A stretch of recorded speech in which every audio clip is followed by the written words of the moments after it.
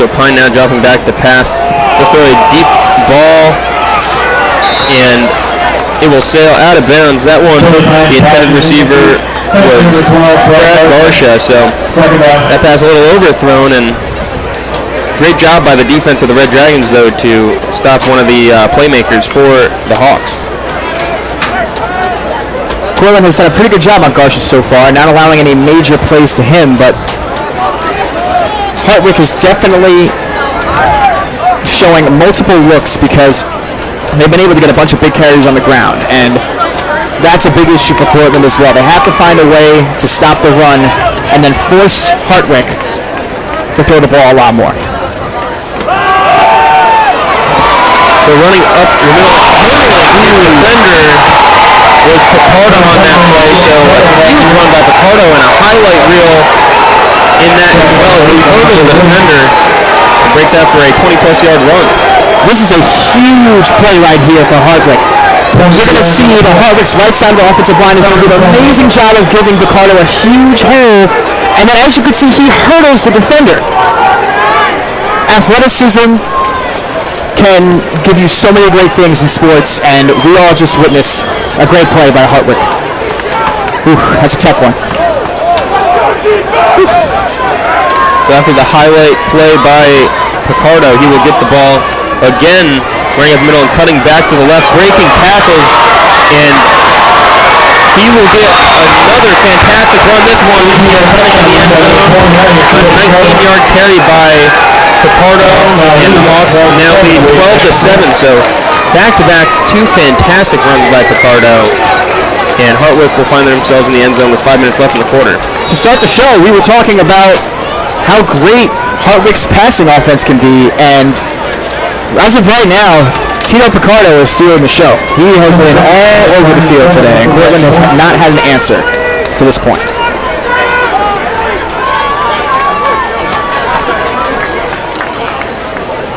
If Cortland wants any shot at coming back in this game, they need to stop.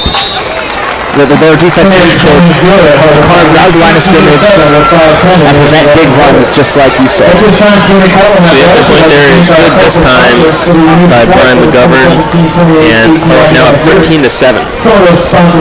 And a little draw play, and Picardo just made the most of it. There really wasn't too much. I mean, he broke a tackle, as you can see, and then almost hung down to the ground, but then he was just too quick. And he got to the outside, great block by the wide receiver, allowing him to dive right into the end zone. Again, you can give credit to the line by the Hawks. I mean, they gave him enough room to get about a 9-yard run, but I mean, Picardo there just breaking out and, breaking a couple tackles, cutting back across the field to turn it into a touchdown. Picardo has shown so far that he doesn't need that big of a hole to make a big play, and that's a scary element that you have in an opposing running back. And like I mentioned, if Cortland wants to come back, they need to find a way to stop Picardo, because the next thing you know, Hartwick's play-action offense is going to get going, the linebackers and the safeties are going to bite, and then Billy Pine is going to have a lot of one-on-one coverages on the outside. It's going to be ridiculously hard to defend.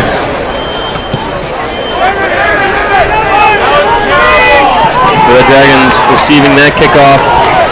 They will be stopped at about the 31-yard line, but a flag is thrown. We'll see what the penalty called on the field is in a little bit. The Red Dragons will be chasing Hartwick here, but definitely not so much damage that they can't come back. So this is an important possession. Every possession will be important in this game because both teams' offense are pretty effective. So we'll see how the Red Dragons can bounce back after just a couple highlight by Picardo. Return team, number 21, during the return, 10 yards from the spot of foul. First down. Penalties like that cannot happen against Cortland right now. This is a big point in the game where momentum is starting to swing into Hartwick's favor, especially because Tito Picardo has 5 carries for 79 yards so far, and the first quarter is even over. That's averaging just about 16 yards a carry. That's something. That's Madden stats. That is Madden stats. Very impressive. So the Red Dragons now, due to the penalty, will start at the 15-yard line, so that hurts them, but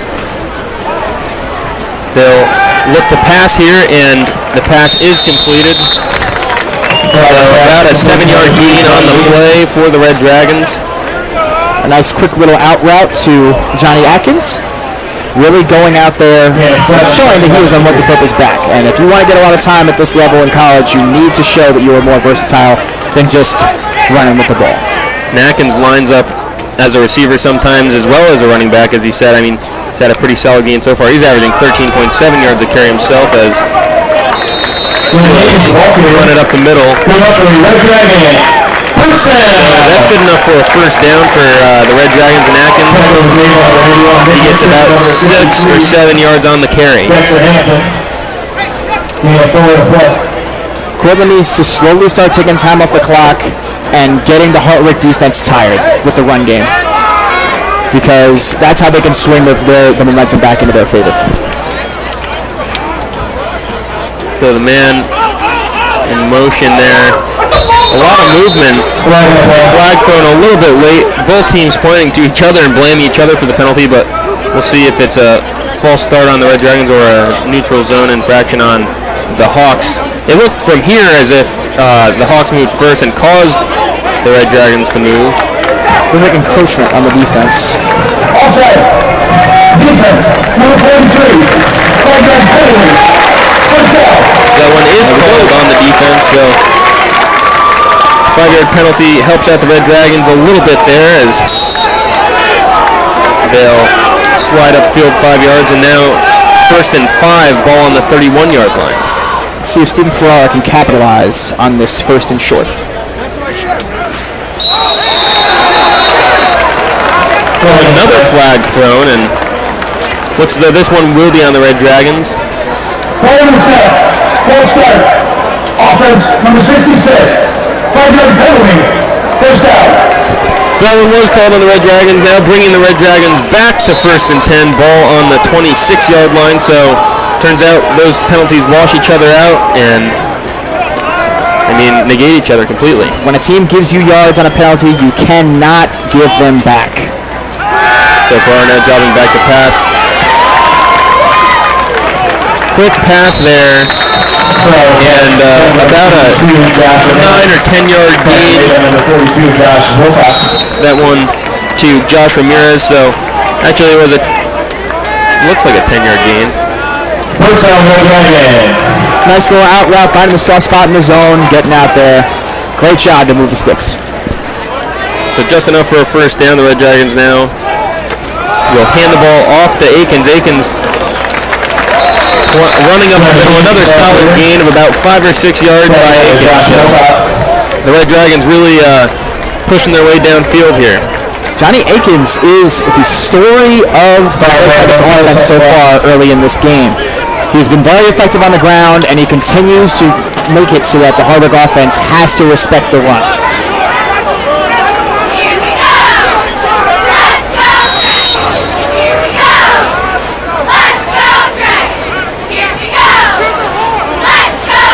So 3 minutes and 4 seconds left in the quarter.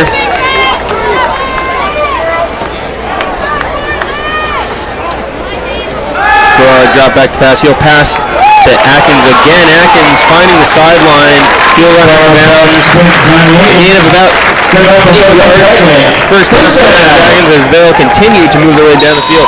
Ferrara is doing an outstanding job of finding the open guy. He's not trying to force anything right now, because he knows that this game is big. Portland cannot afford to lose 2 games in a row if they want to make a real playoff run this season. And we've seen the Red Dragons in the past with Stephen Ferrara at the helm kind of lull the defense to sleep with a lot of short passes and strike downfield for a big one. So we'll see if that's their plan here again, as Ferrara now will tuck the ball away and run for a first down. So 2 quick first down, and a solid run by Ferrara and a smart run. About 12 yards on that carry. Corbin's offensive coordinator did a great job of calling that design run. He spread out all the wide receivers wide, had 1 running back and 3 receivers out there, and then was able to give Stephen Ferrara a running lane, and the offensive line did a great job of blocking as well.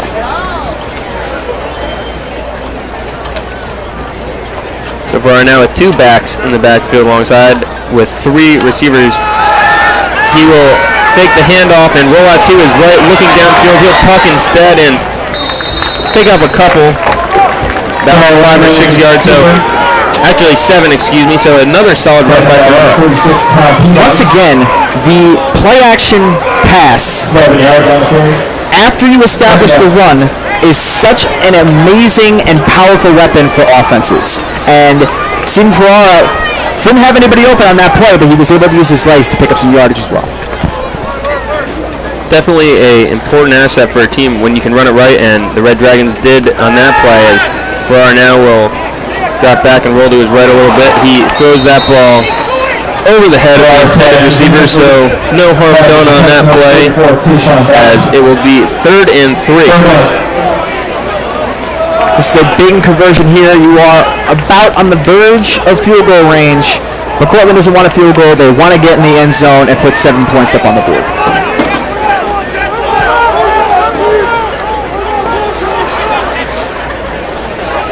So Ferrara now with 3 wide receivers to his left, and he will hand the ball off to Aikens, who will get the first down and 5 or 6 more yards on top of that. So the Dragons inside the red zone, and another great run by Aikens. Johnny Aikens, once again, putting the offense on his back. The offensive line did a great job on the right side of giving him a right run, and then after he got the first down, he even carried a couple of defenders for a couple more yards. Cortland has to convert here in the red zone. They got to put 7 points up on the board to take back the lead.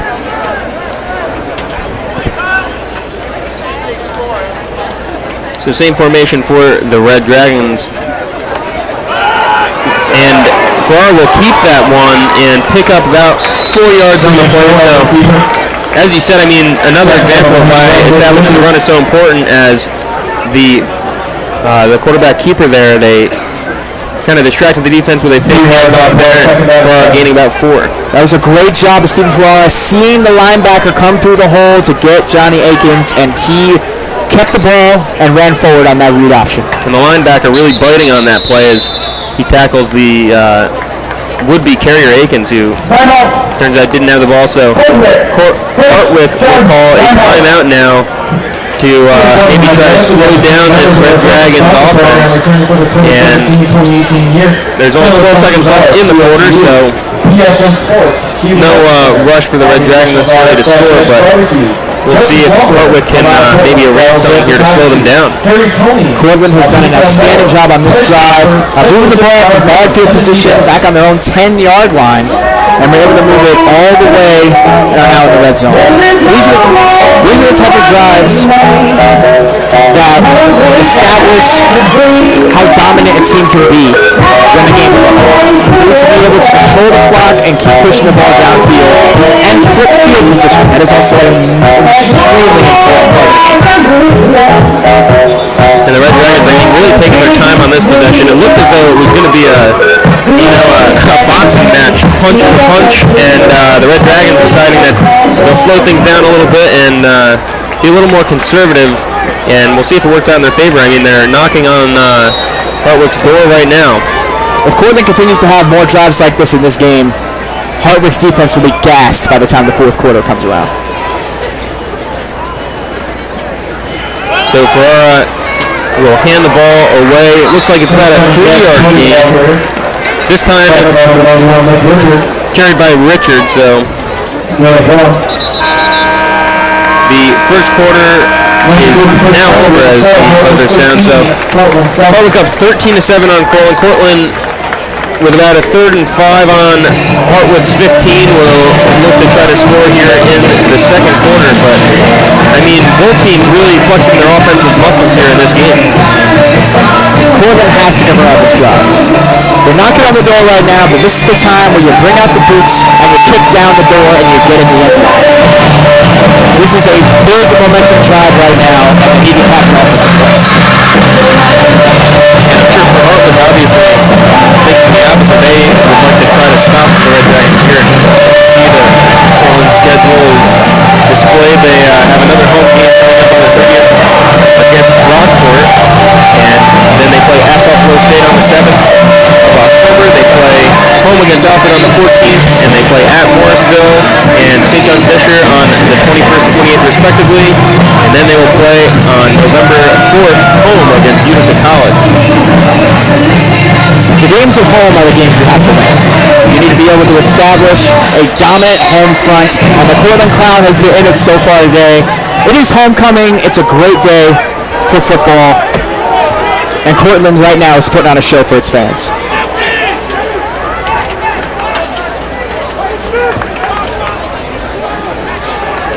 So the Red Dragons lining up third and about 5.5 yards on Hartwick's 15. Farrar now rolling out to his left, open field ahead of him. He will try to squeeze his way past the defender, and he does. He picks up the first down, and about a 10-yard gain on the play. So another solid run by Farrar, and a smart run. Great blocks on that play, and Farrar being able to get to the outside really shows how versatile he is, because we've seen him throw the ball all over the place in the past, but his running is such a valuable asset to his game. And it seems as though he picks the right opportunities to run the ball, and I think that is honestly what makes his run game so effective. Exactly. And he will tuck the ball again and run, this time getting to about the 2-yard line. So second and goal, ball on the 2-yard line for the Red Dragons. And Farrar also does a great job of getting out of bounds. And maybe not on that play because it was a designed run inside the tackle, but he does a good job of normally not taking too many big hits, and that's how you have to stay on the field, because Cortland had a huge issue at quarterback last year after Steve Farrar got injured. So Farrar now sending his man in motion. He'll fake the handoff and keep the ball running it up the middle again, fighting for the extra yard to try to get into the end zone, but it looks as though he's stopped on the 1-yard line. Cortland knock it on the door, and they're leaning on their run game really heavily so far in this game. So Johnny Atkins so far has 6 carries. So Zach Tripodi, that's his second carry of the game, and he'll find himself into the end zone there. So great run by Tripodi, and as we said, the offensive line was what was kind of the question last week, but they show with that right there that they could get that extra push and get Tripodi into the end zone. That was a great long drive where you established the run the whole time. And now you can lean on your run game the whole time, because once you show you can run early, you should be able to run late, because now it'll also open the passing game. So if Cortland can get both of their parts of their offense going at the same time, Cortland's offense is going to be unbeatable in the second half. So after a long drive from the Red Dragons, spanning upwards of, I'd say 6 to 8 minutes, they take the lead here, 14-13. We're able to run. Offensive line did a great job of getting the nice hole right there and diving touchdown by Tripodi. In the red zone, there is normally not a lot of room to run, and that is exactly why when you go into a jumbo package with an extra offensive line or an extra tight end, dominating the line of scrimmage really helps you put the ball in the end zone, and Cortland did an outstanding job on that play of doing just that.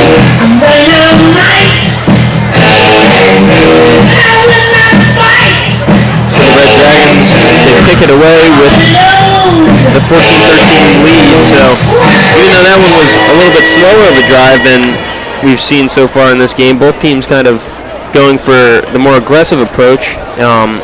Turns out it worked in the Red Dragons' favor to slow it down a little bit. Kicking off for the Red Dragons is number 17, Harry Fingleton. Back deep for the Hawks, number 1, David Van Alstyne, and number 7. So Fingleton to kick it off for the Red Dragons. Last time he kicked it off, it did sail out of bounds for a penalty. That ball he kicks, and it bounces off the return man's hands. He'll try to scoop it up and make something happen with it, as he looks like he will be caught at about the 12-yard line. So a favorable thing for the Red Dragons to have that ball bounce off of his chest, and an unfortunate error for the Hartwick Hawks. In order to win football games, you need to be able to play complementary football. That means that all 3 phases, offense, defense, and the special teams, are all working together to win the game. And as of right now, Hartwick is playing behind the 8 ball with all that loss of yards after that fumble on the kick return. And Cortland has done a pretty good job of using both their running backs so far, so we're going to see if that continues moving forward.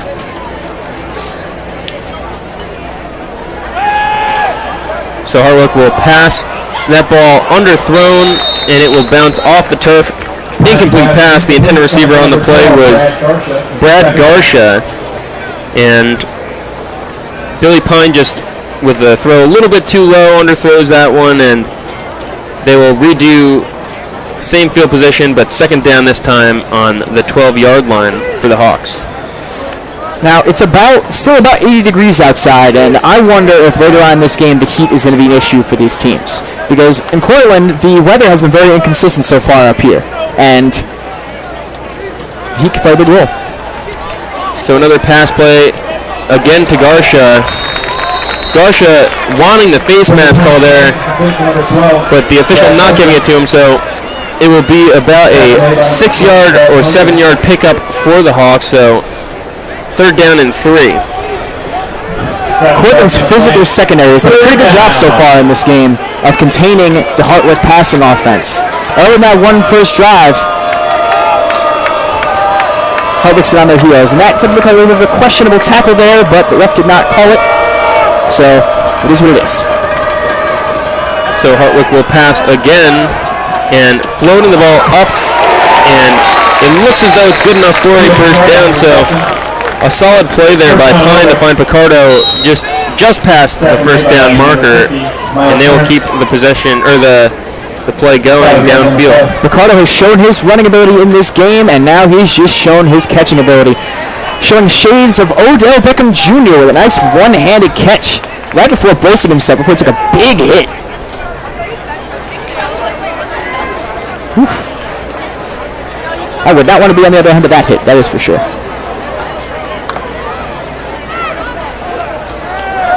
So Pine driving back for another pass. He'll throw to Garsha, who will catch that ball, about a 14-yard pickup. The defender right there for the tackle, but nevertheless, a first down for the Hawks as they continue to push downfield. So as you see, a very good showing for the Red Dragons. As we said before, it is homecoming, so 15-yard penalty, added on to the end of the play. First down. So there was a penalty there on the play, 15 yards against the Red Dragons. Roughing the passer penalties kill defenses. You cannot allow that to happen, because now what looked like it was going to be a trick, starting at their own 10, now they're at the Cortland 44-yard line. That's what a penalty can do, especially, Hartwick's offense has done a good job so far moving the ball on this drive, but that penalty definitely helps them out more than Cortland would like. Yeah, they definitely are moving the ball well, but you definitely don't want to give them 15 more yards, as they will now pass again, a deep ball. This one caught in the end zone, a beautiful catch there over the defender. And a very solid pass to find the man, but a fantastic catch. You cannot play defense any better than that. That is an outstanding catch right there. And once again, Hartwick showing that they're not afraid to throw the deep ball. They've tried it a bunch of times and have been unsuccessful on it. 4 touchdowns twice so far in this game. And we've talked about how great of a season Pine has had so far, but once again, just absolutely fantastic receiver plays. Corey Reed was there for the reception of a 44-yard reception, catching that one over the defender, so it definitely works both ways. It's not just Pine that's having a great season. His receivers have been absolutely outstanding so far this year, and that was an outstanding play. That is Pine's second big touchdown of the day, giving Hartwick back the lead. And there's a timeout on the field by Hartwick. And now Cortland's defense has been all over the place today. They've had opportunities to slow down Hartwick's offense, and that penalty put Hartwick in a situation where they could try and throw a deep ball into the end zone. Well, that might not have been able to happen on the previous play before the penalty. Yeah, although a 44-yard pass is absolutely an impressive one, it certainly was made easier by picking up that 15 yards extra off of the personal foul penalty, roughing the passer. Both teams have been a little sloppy today in terms of penalties and all that, but it seems as if Hartwick so far has been able to capitalize on that, and Cortland has not. Number 55, Brian McGovern, into the extra point for the Hawks. So McGovern now looks to kick the extra point. and the extra point is good. So the score now 20-14. Remember, the Red Dragons did block an earlier extra point attempt, so that's why the score is 20-14 instead of 21-14. But we'll take a look here at that pass again. I mean, just a beautiful pass, but an exceptional catch. Billy Pine, nice 7-step drop, being able to just loft the ball perfectly into the end zone. You can see that was outstanding coverage when the catch was made at the 2-yard line, and they just fumbled right in. Right into the end zone, and now Hartwick has the lead. Score 20-14. And now this is a big drive for Cortland on offense. Can they respond? The run game was huge on the last drive. They killed a lot of time off the clock. Can Cortland duplicate what they did last time around? And of course, if they can take a little time off the clock, they would certainly want to take all the time off the clock, because they definitely don't want to give Hartwick the opportunity to have the ball and score another quick touchdown before they go into the halftime, because Hartwick will receive the ball at the start of the second half. So far in this game, Billy Pine is 7 for 12 with 127 yards and 2 touchdowns. He has been fantastic, and so the Red Dragons receive that kickoff, and Wasserman steps just out of bounds, but he'll pick up a pretty solid return on that one, so the Red Dragons will start off on the 42-yard line. That is a big return for Cortland. If Cortland, once again, the field position plays a major role in every game you play, and Cortland's ability to potentially capitalize on this right now is going to make or break them so far in this first half.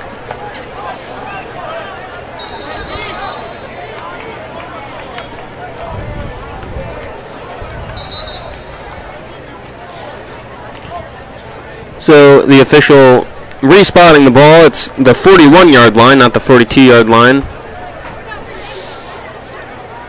And can Stephen Ferrara use the play-action game to his advantage on this drive, knowing what the Cortland running game was able to do so far in this game? Or just keep giving the ball away to Akins, who's had a tremendous game so far. Ferrara, though, will tuck the ball after he drops back to pass, and he'll get enough to pick up about 4 yards, or 3 yards, excuse me. So another solid pickup by Ferrara. Instead of, waiting for to be forced out of the pocket, he tucks it and picks up 3. Being able to get to the outside and get out of bounds on plays like that really make a huge impact, especially if you pick up 4 yards on that play. Being able to put your team in a good, manageable second down situation can really pay dividends on the drive. So he'll shuffle past the ball forward, and Akins will pick up about 7 yards, or maybe 8 on the play, so he'll pick up the first down. First down, Red Dragons. Johnny Akins once again proving that he can run with people on his back. There was a defender on him, and he carried him for about 4 or 5 yards on that play. And another short stoppage of play by the refs. Looks as though the markers for the first down were a yard too far up, so they'll reset and get into their right position. And the Red Dragons now with Wasserman in motion. 3 wide receivers now to the right, as Ferrara will tuck it and run again, this time being grabbed and brought down at about the 44-yard line, so a solid pickup there for Ferrara.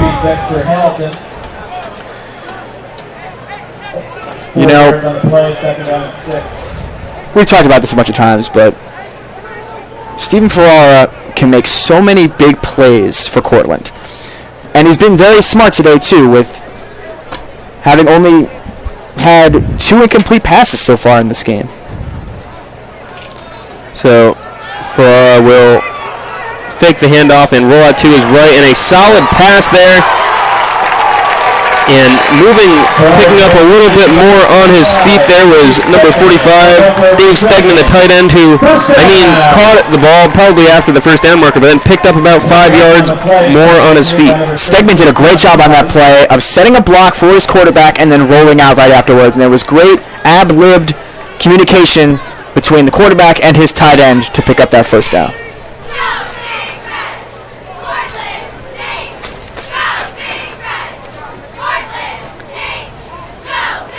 So far now handing it off to Atkins, who will break out to the sideline. A huge pickup as he is brought down at about the 5-yard line.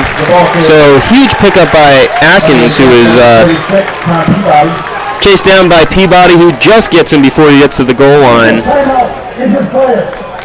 On this replay, you're going to see the read option play makes the linebackers second guess, and then Johnny was able to use his speed to get to the outside, evading many tackles, and to go out at about the 5-yard line. So another injured player on the field for Hartwick. The team trainer tending to him now, and he'll be able to get off on under his own power as the Red Dragon crowd applauds him off the field. This is a great showing today so far by Cortland's offense. Being able to win the time of possession so far in this game and use your running game to dominate Hartwick's defense. Because this is how you start trends, not just for the rest of this game, but for the rest of the season. And so far, the offensive line has done an outstanding job in run protection.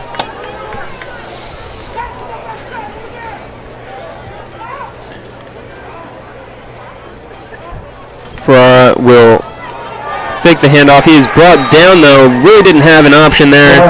He gave it to Atkins. Atkins would have been brought down, and instead he decides to keep it and loses a couple yards on the play. So it'll be 2nd and 10, or 2nd and goal, excuse me. Ball on the 10-yard line for the Red Dragons. Hartwick did a great job on that play, covering up both the quarterback and the running back, which so far in this game has been very troubling for them. And as you can see, a loss of 5 on that play really sets Cortland back here, because now it changes the entire playbook for them. Now you kind of have to throw the red zone offense or the goal line offense out of the window from 10 yards out. So Ferrara now with 4 receivers, 2 on each side, and Atkins lined up as the back. Ferrara rolling to his left. He'll look to pass the ball to the open man. Who on that play is number 82, Josh Ramirez, who scores the touchdown. So a huge touchdown for the Red Dragons, scoring fairly quickly in about 3 or 4 minutes. So the score now tied at 20 as Ramirez wide open in the back of the end zone. Looked like a broken coverage there. It was a little bit more ad-libbed than I think it was planned, but it ended up working out. Once again, great communication between Steve Ferrara and Josh Ramirez. So Holster now will take the extra point, and it is up and good. Yeah, as you said, it looked like it was a little bit improv there as Ferrara rolled out to his left, and I mean that's what is so great about Ferrara is that he threatens. As soon as he rolls out like that, it looked like the defense came right for him, and that kind of allowed Ramirez to be open. There's a decent amount of pressure on Ferrara. Solid pocket there. The left tackle lost his guy, but Ferrara was able to get out of the pocket, leak left, and then find his man, Josh Ramirez, in the end zone with a reservation for 6.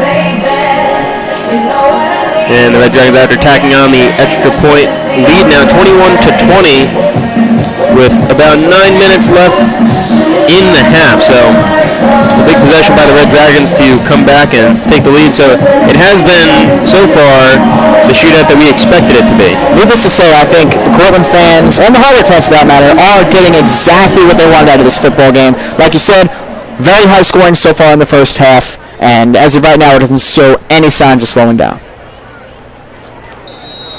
Number 17, Harry Pingleton kicking off for the Red Dragons. Van Alstein and Henry back deep for the Hawks.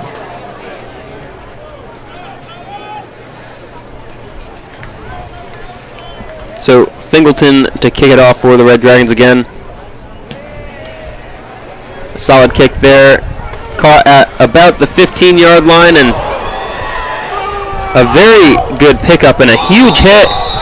Ball was coughed up and recovered by the Red Dragon, but it looks as though they're calling the ball dead, and the fumble occurred after the player was down by contact. So the ball will be placed at about the 35-yard line, and Hartwick will start off with pretty solid field position here. There were some good blocks by Hartwick on that return, and it seems to me as if Cortland did a decent job of, after the initial block set, to be able to corral the returner before he could really break off a big return, because for a second I thought he might have had the opportunity to go to the house. So as you see there in the replay, the ball was fumbled, but after the player was down by contact, so Hartwick won't lose that one as they will run the ball up the middle, and it looks as though that's the first stop for the Red Dragons on Tito Picardo. Not that it hurts his stat line at all. That's 6 rushes for 79 yards for Picardo. Like you said, great job of run defense on that play, and Cortland really needs to continue that and force Billy Pine, quarterback for Hartwick, to put the game all on him, because then that's when the Red Dragons can potentially start forcing some turnovers.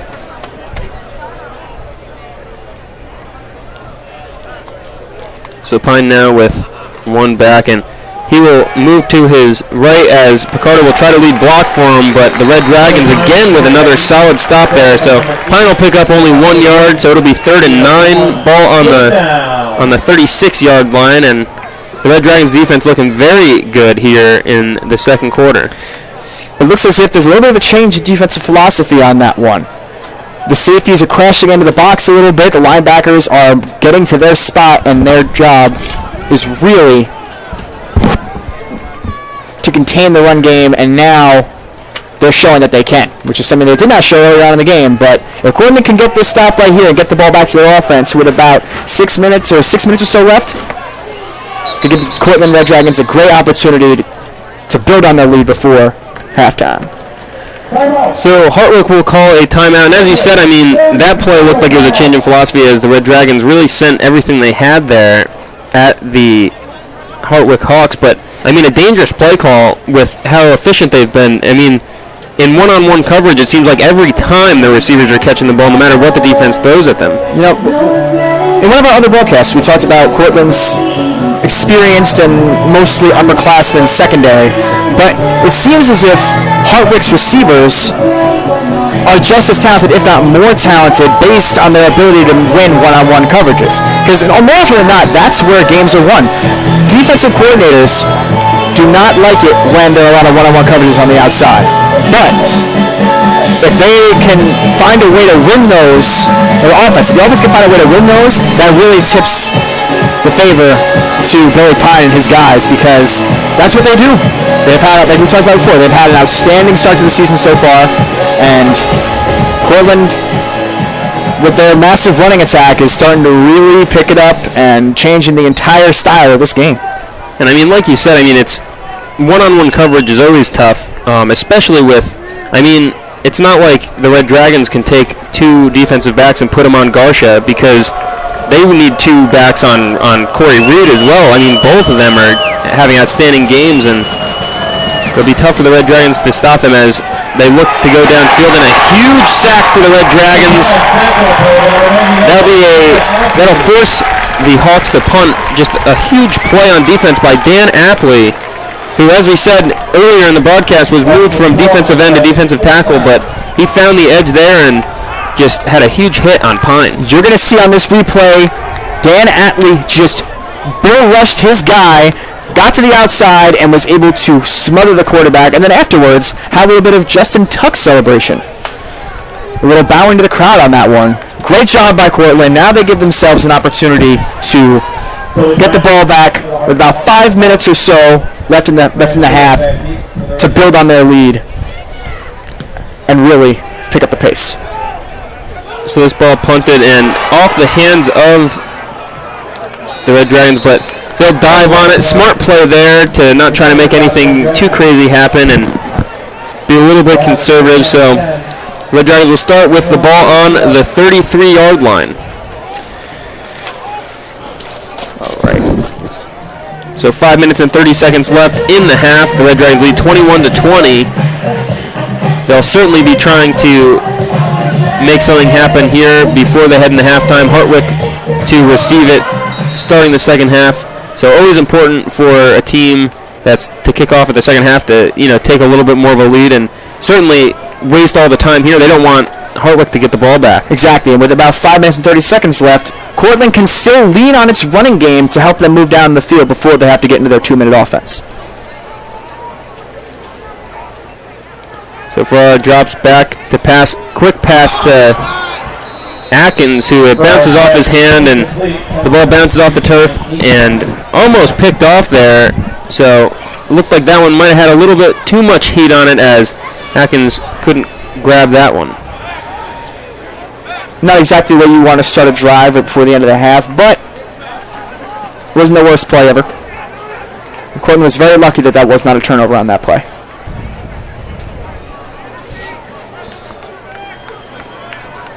Farrar will give the ball to Atkins, who will pick up another solid gain, this time of about 6 yards. So consistent runs for the Red Dragons have really helped them push downfield in their last possession, and we'll see if they can do the same here. 3rd and 4 now for the Red Dragons. Cortland has been using their running game to pick up most of the yards, and Stephen Farrar only has 101 yards of passing, but he's been very effective when he's been asked to pass because of how dominant the run game has been. So 5 wide receivers for Farrar to look to here, as he is sacked, wrapped up in the backfield, and then finished off by another Hartwick defender. So a huge defensive play by Hartwick now to force the Red Dragons off the field. Hartwick dialed up the pressure on that play. You can see a linebacker and a safety came off the edge, and there was one man not accounted for, and that's exactly who got the sack. So a great team defense effort there by the Hawks, as Holschner will punt the ball away, and a fair catch is called. So the ball will be spotted at the 35-yard line. So decent field position for the Hawks here to try to make a quick score before they head into half. Stephen Farrar did not have a lot of time on that last play, and it was a good job of him just to be able to get out of there without forcing a fumble, because he took 2 big hits on that play. And I do believe that was the first sack of the game, which, as we said, that seemed to be the problem last game for the Red Dragons. They had 8 sacks against them, which is a ton, and it certainly makes the game tough for your quarterback to try to. If you don't have any time to find the open receiver, I mean, you can't really move down the field, especially when they were chasing from behind. So far they've done a good job, but a solid job by Hartwick as that ball sails over the head of Garcia. Solid job by Hartwick on that last drive to make something happen on the offensive line, who's done pretty solid for the Red Dragons. Both offensive lines honestly deserve a lot of credit, as they've both done very solid jobs. Both quarterbacks have had a decent amount of time to throw the ball the whole game, and Billy Pine has done a very good job so far of making Cortland fear the long pass. He might have been off on that play by throwing over Garcia, but he's keeping the Cortland defense thinking and on their toes. And both quarterbacks with similar stat lines here. I mean, Billy Pine throwing the ball a little more and a little less consistently, as now he'll tuck the ball and run up the middle. A huge hole for him as he gets about 12 yards on the play. So Pine 7 of 13, and Farrar a little more effective, 9 of 12 on passing. But Pine, I mean, he's been a little riskier, and it's been paying off. Both of them have thrown 2 touchdowns, but looks as though Hartwick's being a little more aggressive and going for the deep ball more often than the Red Dragons. But I mean, it's working for both teams, as it's 21-20. It seems as if Hartwick's big plays have been through the air, and Cortland's big plays have been on the ground. Let's see how this goes. So Pine now will think about bending the outside, but he'll cut up the middle and it looks as though he'll get 9 or maybe 10 yards. We'll see where the official spots the ball. But another solid gain by Pine, who before that hadn't really made anything happen on the ground other than scrambling back to the line of scrimmage. But that one, a 9-yard pickup, so 2nd and 1 for the Hawks. Interesting play calling right there, because that is the second quarterback keeper in a row, and both of them have been able to pick up a lot of yardage because Cortland is expecting Hartwick to pass. It seems as if Hartwick is using their long pass game to be able to get their run game going, which is the reverse order of how it normally works. So they will hand the ball off now and pick up the first down and change. Picardo on the carry, he got about 5 yards, so first down for the Hawks. They will be spotted at the 38-yard line. 6 yards on the play. A little less than 3 minutes or so in the half. This is exactly when Hartwick is going to start dropping back to pass. They've done a pretty good job so far leaning on their run game to get them this far down the field, but there's going to come a time within the next coming minute or so where they're going to have to lean on the pass, especially because they've used all of their timeouts so far. Yeah, and 2 minutes and 15 seconds left in the half.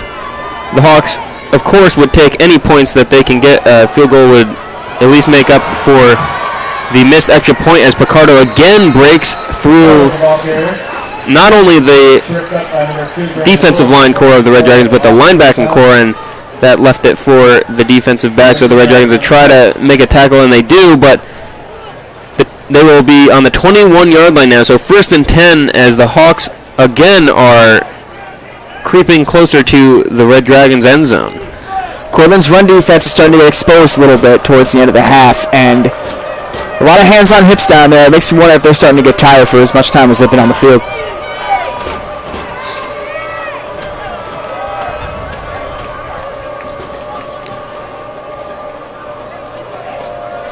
So Pine now will hand the ball off again, and another solid game. This time a little less extreme, I suppose you could say, for the Hawks as they pick up 4, which is another solid gain by Picardo. Once again, Hartwick leaning on their run game to get them down the field. That seems like it's been effective for both teams so far, and with all the talk about all this great passing offense, there have been some great touchdowns and all that, but both teams' run games have been a big story in the first half. Yeah, both teams with over 100 rushing yards in the first half alone. So, as you said, a very big rushing attack for both teams so far in this game. As Pine now we're looking at the back corner of the end zone. That ball was caught, but out of bounds. So a solid job by Corey Reed to catch that, but it's thrown just out. A little too far out of bounds, and he couldn't even manage to keep his feet in. Cortland's secondary did a very good job on that play. As you can see on the replay, that the corner did a very good job of staying in man, not giving his man too much space, and then the safety, number 2, came over just for some extra insurance.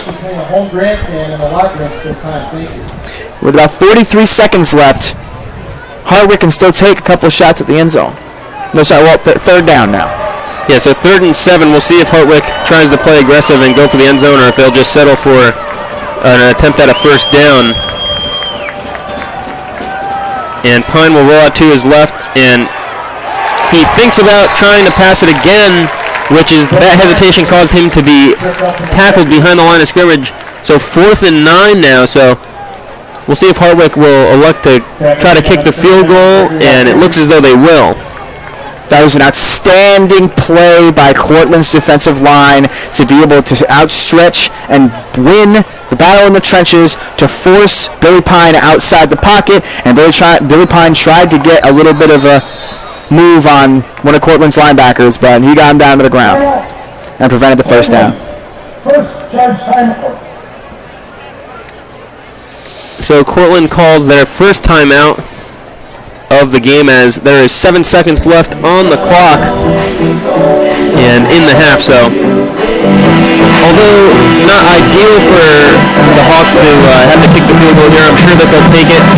It will give them the lead heading into the half if they can make it, but we'll see if they decide to be aggressive. I mean, their offense has been pretty solid. We found ourselves a big back-and-forth type of game, and with Hartwick poised to take back the lead before the half,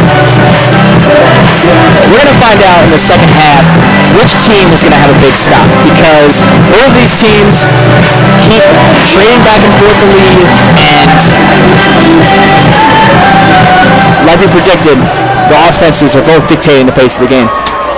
So Hartwick will elect to keep their offense on the field, and maybe you have to expect them to go for the end zone here with only 7 seconds left. And they've had success throwing the deep ball into the corners of the end zone, so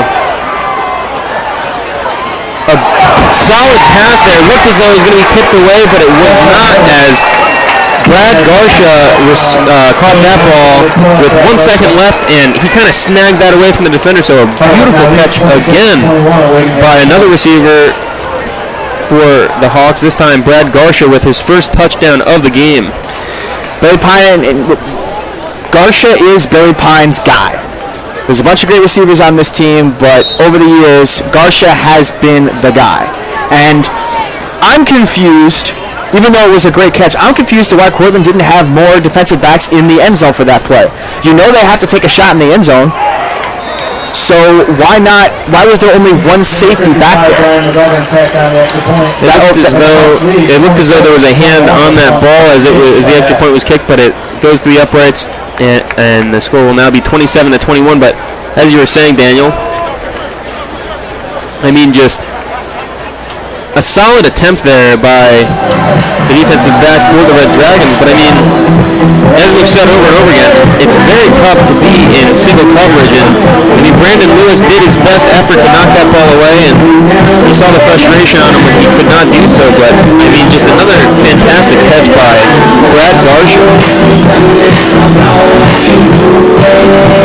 Great play by the receiver, but once again, I think that Portland needed to have more than one defensive back in the end zone to try and make sure that type of thing doesn't happen, because that is the worst possible scenario for Portland. Because like you mentioned previously, Nolan, Hartwick gets the ball to start the half. Yeah, it definitely puts Hartwick in a good position, and I mean, you would just think that Portland would have been protecting just the end zone there. I mean, say they do give up a first down, and you know, they can stop them before they get into the end zone. If there's 1 second on the clock like there is now, maybe they'll decide, you know what, we'll just go for the field goal, or, you know, at least it gives them a second chance at stopping and denying the Hawks for a touchdown. But, I mean, Garsha was, I mean, obviously Lewis did a great job defending him, but we've seen this game that you can't really put guys in single coverage on the Hawks wide receivers, as they will do somewhat of an onside kick there to end the half. So the Red Dragons now trailing 27-21 to the Hartwick Hawks, as the Hawks with a last-second touchdown pass from quarterback Billy Pine to Brad Garsha. So as we said, I mean, all offense here in the first half. It's been a very high-scoring game so far, and in the second half, if Cortland wants to take control of this game again, because it looks like all the momentum is in Hartwick's hands right after that big touchdown at the end of the half. If they want to win, they've got to find a way to get the play-action game going more effective with bigger plays downfield, because we know that when Stephen Ferrara takes his shots, more often than not, he's going to make them. So stay tuned on the Red Dragon Sports Network. We have a bit of a halftime show. Right now, you will see Cortland kick line as they take the field, and so stay tuned for that, and stay tuned for the second half. The Hartwick Hawks ahead 27-21 on the Cortland Red Dragons.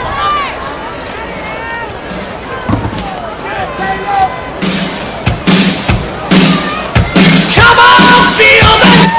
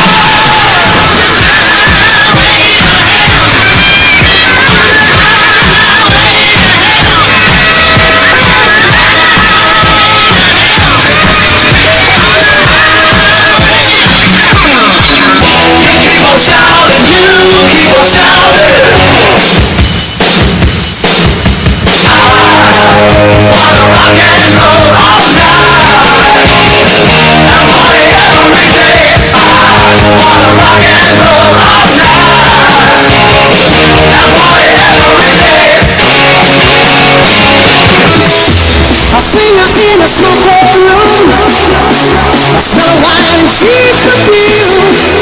For a smile they can share the night. It goes on and on and on and on.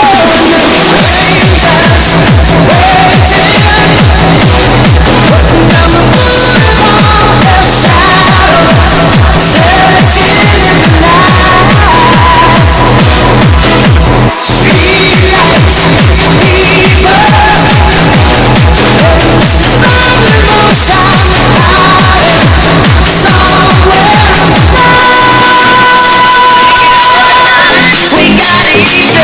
and that's a lot for love.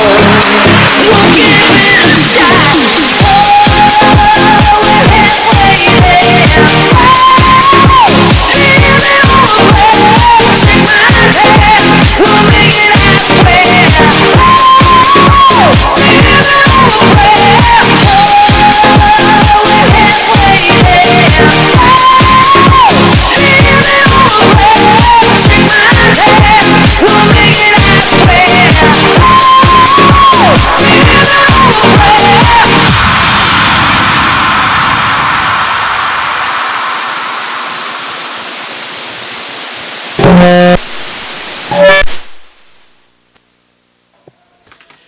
Thank you, Kickline.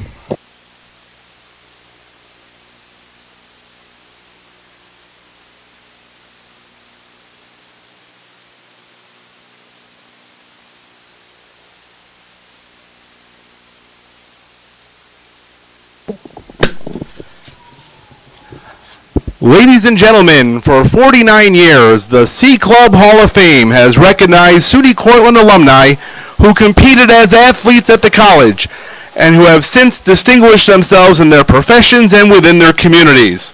The Hall of Fame also honors people who have made significant contributions to the Cortland athletic program. At this time, we would like to recognize the 7 newest members of the Hall of Fame. Their induction this evening will bring the Hall of Fame roster to 257 alumni and 28 honorary inductees. First, we honor Clarence Mepham, class of 1955. Clarence Mepham was an All-America men's soccer defender as a senior and a 2-time All-State player at Cortland. Who's also a record-setting track and field middle distance runner and a 4-year basketball forward. The Ontario, New York native taught health and physical education in the Cortland School District from 1955 to 1965, followed by a 23-year teaching and coaching career in the Brighton Central School District before retiring in 1988. He recorded more than 170 wins as a coach in soccer and more than 200 wins in basketball at Brighton, and he was inducted into the Section 5 Soccer Hall of Fame in 1988. Let's have a round of applause for Clarence Mepham, class of 1955. Next, we honor Jerry Nortz, class of 1974. Jerry Nortz played field hockey and softball at Cortland during the infancy of those programs as varsity sports. She went on to enjoy more than 40 years as a successful college athletic administrator and coach. A Baldwin, New York native, she coached, taught, and was an administrator at Hamilton College from 1982 to 1997, and she served as the director of athletics at St. Michael's College in Vermont from 1997 until her recent retirement in 2015. She was St. Michael's first female athletics director in the 100-plus year history of the school, and she chaired the NCAA Committee on Women's Athletics during her tenure. Let's have a round of applause for Jerry Nortz, class of 1974. Next, we honor Michael Hoppy, class of 1978. Michael Hoppy was a 2-time All-America attackman on Cortland's men's lacrosse team, and from 1975 to 1978, he recorded 118 goals and 105 assists for 223 points. He still ranks in the top 10 at Cortland in both assists and points. He was a member of Cortland's 1975 NCAA Division II championship team, scoring 2 goals in Cortland's 11-10 win over Hobart in the national title game. A native of Setauket, New York, he coached lacrosse on the scholastic level for 35 years, including being head coach at Ward Melville. From 2006 to 2013, he led that team to a 2013 Class A state title. Let's have a round of applause for Michael Hoppy, class of 1978. Next, we honor Jan Hathorn, class of 1982. Jan Hathorn played lacrosse at Cortland from 1980 to 1982, was a team captain as a senior for a Red Dragon team that finished 7th nationally in the AIAW Division II tournament.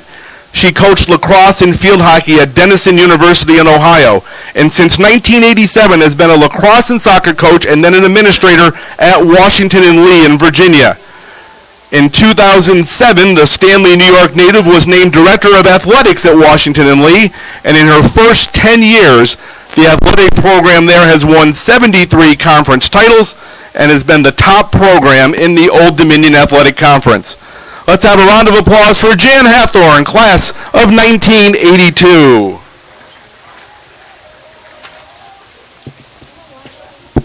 Next, we honor Leslie Lance, class of 1999.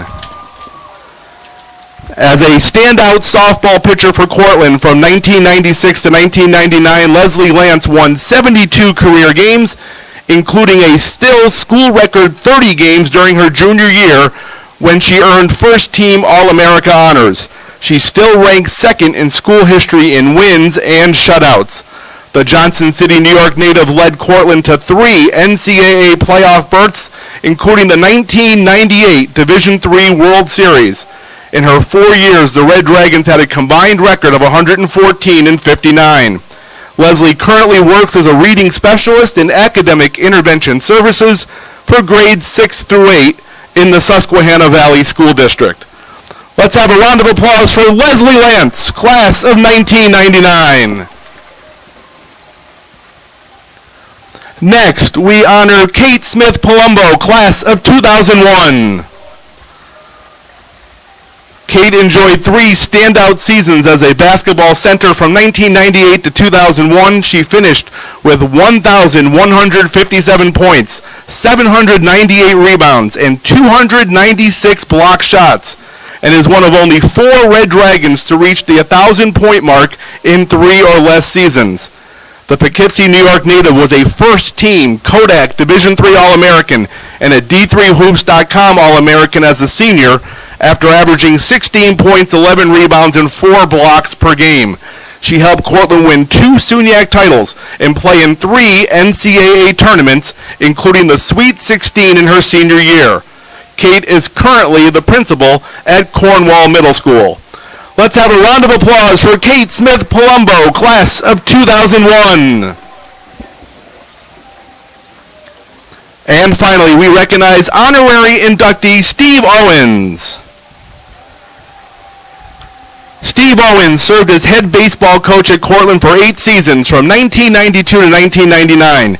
He led Cortland to 245 wins, including 6 30-win seasons, 7 SUNYAC titles, and 7 NCAA tournaments.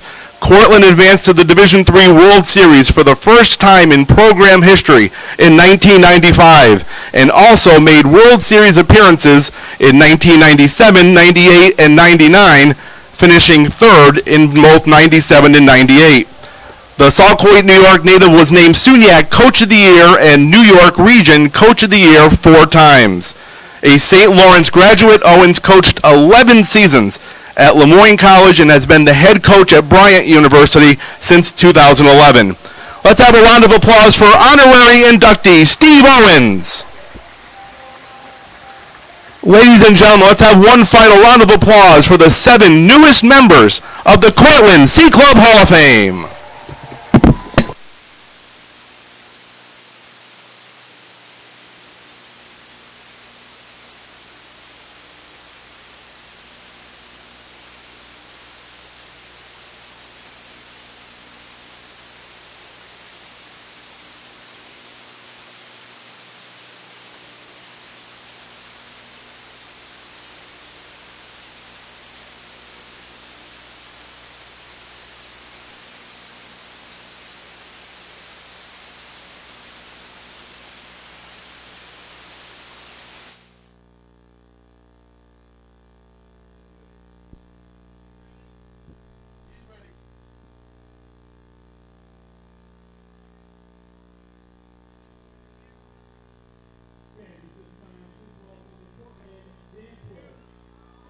Good afternoon, ladies and gentlemen. Welcome back to the Red Dragon Sports Network. I'm Sam Kobar here for the halftime report in what has been a very high-scoring game between the Hartwick Hawks and the Cortland Red Dragons.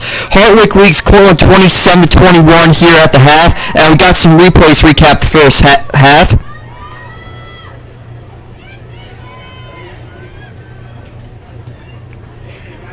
And Cortland got off to a really hot start in their first drive as Alex Wasserman scored the first touchdown of the game with a 20-yard catch there from Steve Ferraro to make it a 7-0 game for the Red Dragons.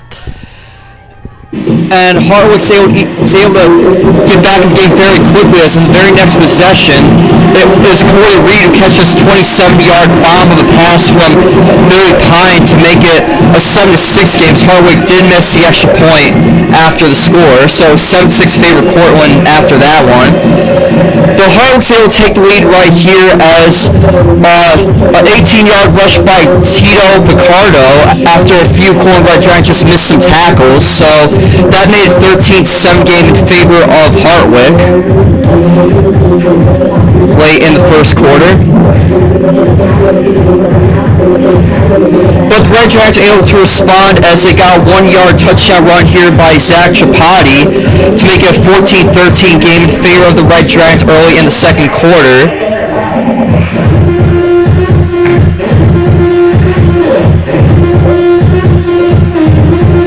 And the Red Dragons were able to extend their lead right here and make it 21-20 as Josh Ramirez caught a 10-yard touchdown to the back of the end zone as Steve Ferrara was out of pocket scramble looking for an opening, and he was able to find the open man Ramirez in the back of the end zone to make it 21-20 game in favor of the Red Dragons.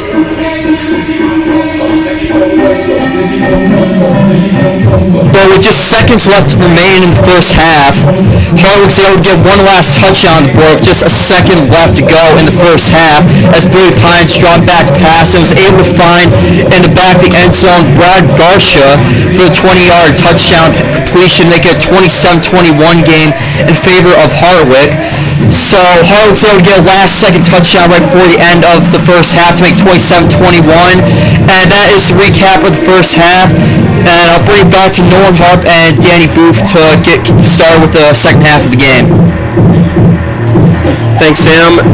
So yeah, those are the first half highlights. There's been a lot of them, and we'll have Daniel read you some of the statistics. I mean, both teams have just been absolutely on a tear offensively, racking up the yards and scoring. I mean, 27-21 score at halftime is a pretty hefty score. Cortland did a pretty good job of dominating with their run game in the first half, and to be honest with you, I thought that they would have a little bit more of an edge in terms of time of possession, but Cortland controlling it for about 16 minutes and Hartwick controlled it for about 14 minutes because Hartwick was able to get their run game going on their last drive, which chewed up about the last 5 minutes or so of the first half. And also, I mean, it seems like both teams have had their quick possessions and their slower ones. You know what I mean? They've taken, like you said, the last drive for Hartwick was a little bit, they chewed up some time, and other than that, they've been throwing the ball deep and striking very quickly, and the Red Dragons have had similar outcomes on some of their drives, scoring in their first drive down the field was, what was it, a minute 30 seconds, and then they scored the touchdown. And as you said, I mean, both teams coming out and running the ball effectively. The Red Dragons have 23 attempts on the ground to Hartwick's 15, but both teams are already over 100 yards rushing as a team. It's very interesting because both teams have proven that they can both throw the ball and make big plays through the air and then also get some big gains on the ground. So, for example, for Cortland, Johnny Akins has 8 carries for 84 yards and is averaging over 10 yards a carry. That right there set the tone for Cortland's offense. And Hartwick countered that as well with Tito Picardo having 9 carries for 106 yards and a touchdown. So both running backs have clearly proven that they are ready to carry a big load today, And we're going to see in the second half, because if Hartwick can get out there and continue to dominate with their run game, it's going to be extremely hard for Cortland to get back in this game. And I mean, both teams do have the threat of pass ball, so I mean, how do you combat that? I mean, both defensive coordinators, how are they going to look to try to stop what's been just, I mean, absolute chaos? Whenever either team runs the ball, there's just no way to stop them, and then if you try to account for the rush, they just throw the ball deep. So, I mean, what do you think they'll try to do to stop that?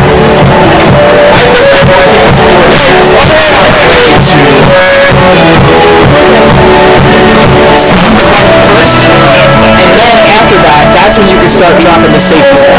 Because if you can drop the safeties back to help out with the pass coverage, especially if you're Cortland, because Billy Pine, quarterback for Hartwick, has proven that he can hit his receivers in one-on-one situations. And Cortland being down right now, in the second half, they're going to have to start going to home. Because Simfron has proven before and time again that he can put the team on his back and get the ball in the end zone. And down 27-21 right now.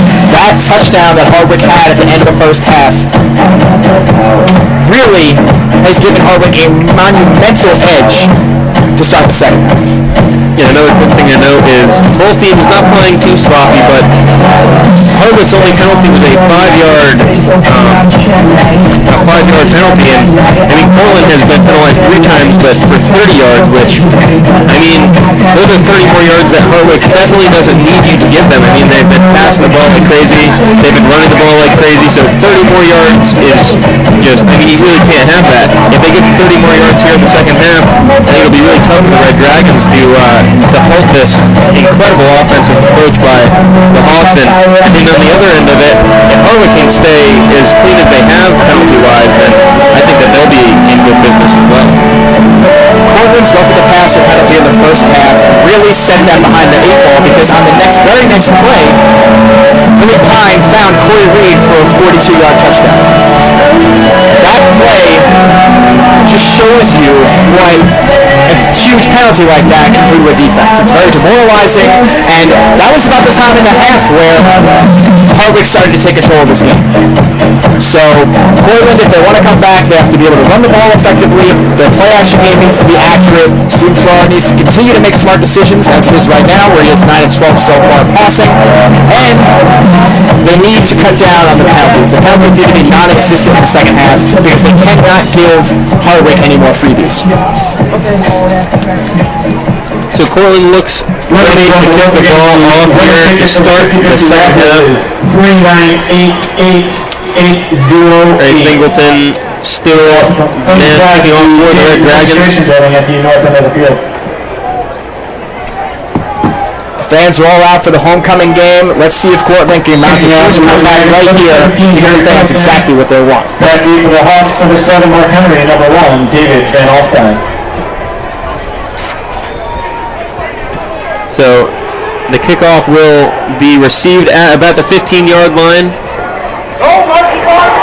And a huge return for Hartwick as the ball is brought back to about the 47-yard line by Mark Henry. So a great way to start off the second half for the Hawks.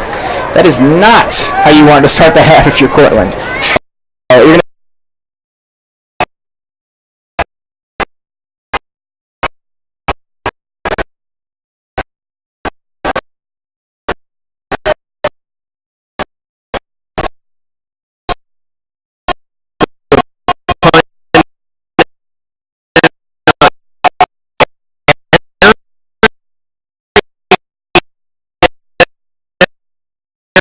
Deep, and that ball will be thrown away from Corey Reed, the intended receiver. Pass is incomplete. The ball a little bit too over the middle of the field, and a great job by the defense there to slow down that passing powerhouse that Hartwick has been this game. It's interesting because Cortland has done a pretty good job of eliminating all the medium pass plays, but their big play pass game for Hartwick has been existent, and Cortland's defensive back did an outstanding job on that play of forcing the receiver out of bounds, making it impossible for him to make a play on that. So Pine now will hand the ball off. Picardo now trying to get to the sideline. He picked up about 12, 13 yards on the play, so another great run by Picardo. A flag, however, was thrown on the play, so we'll see who that one is against.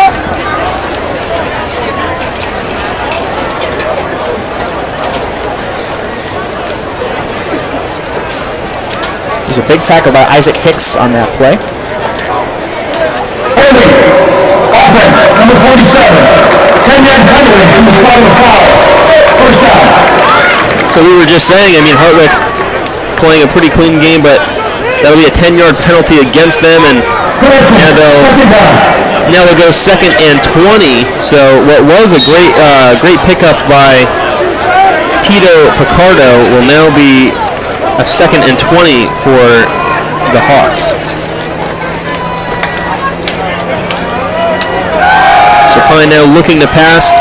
He'll air the ball out to Garcia, who catches the ball, keeps his feet in, and runs it out of bounds about a yard short of the first down marker.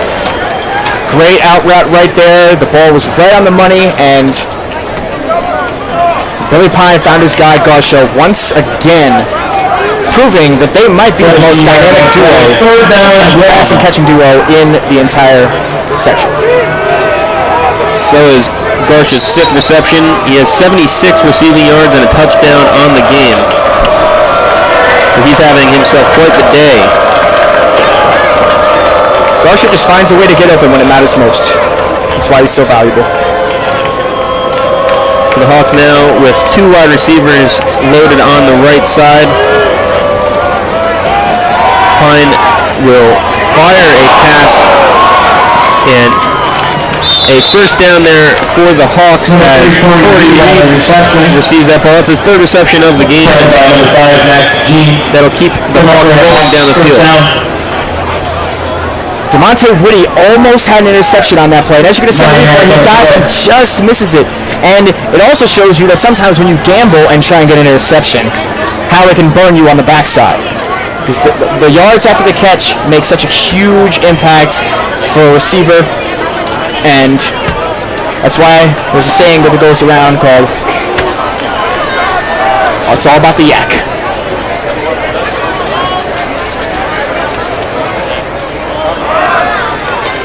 So a solid stop there by the Red Dragons there. Going to the solid job of the run that play, and they're going to need more plays like that by the defensive line if they want to slow down the Hartwick in the second half. Yeah, Hartwick averaging 7.2 yards a carry as a team, so like you said, to try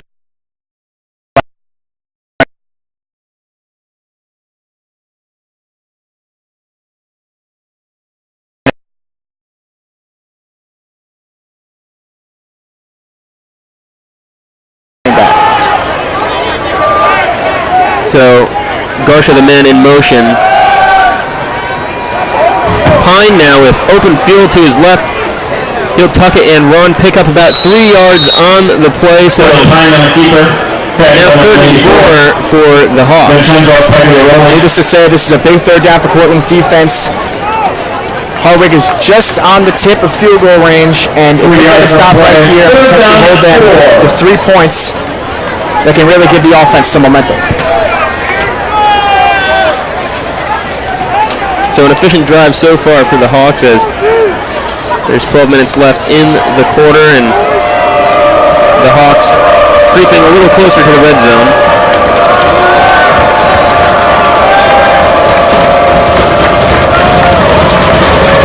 The fans here at the Dragon Sports Complex letting their presence be known as the Red Dragons have a big stop there. Number 28, Dylan Scooter. Cortland did a pretty good job on that play of sending a little bit of extra pressure, and then their linebackers getting to the outside to stop them. So Hartwick picks up about a yard on the play, so it'll be 4th and 3. It looks as though they'll keep their offense on the field. Remember earlier in the game they did have a little bit of a trick play where they punted the ball off with Pine. So I'll be surprised if they do that, as they only need 3 yards to pick up the first.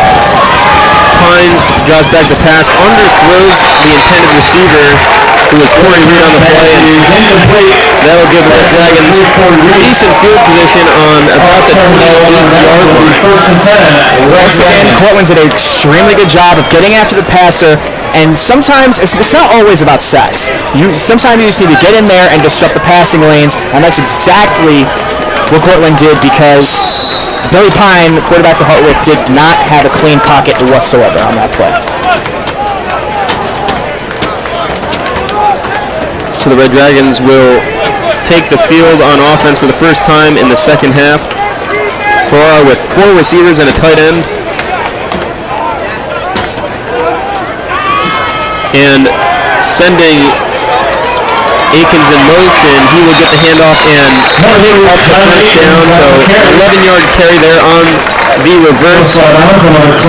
And we said this before, Akins lining up the receiver there, and obviously then setting him in motion and hitting him off the ball. I mean, that really shows how versatile he has been this game, and I mean, another solid pickup.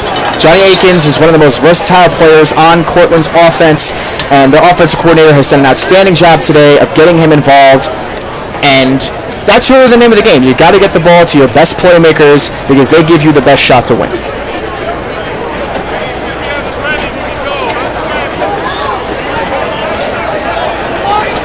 So the ball is spotted at the 41-yard line. First and 10 for the Red Dragons.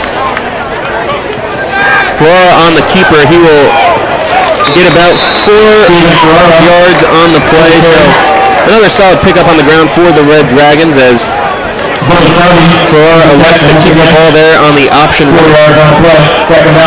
We all love it when Steven Ferrara takes off and runs with the ball because he's such a dynamic playmaker. But he took a couple of big hits on that play, and that you do not want to see for your star quarterback.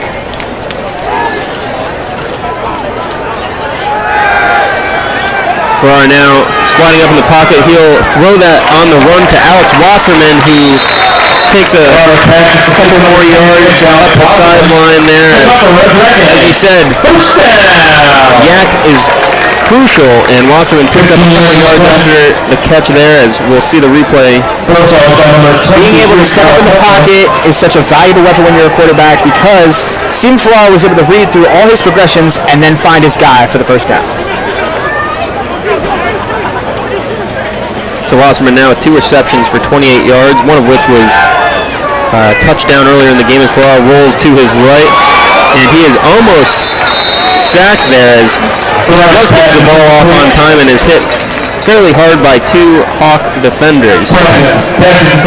Cortland's offensive line looks a little shaky right now to start the second half, and in order for Cortland to come back and win this game, they're going to need to give Steven Ferrara the time he needs to throw the ball down deep downfield.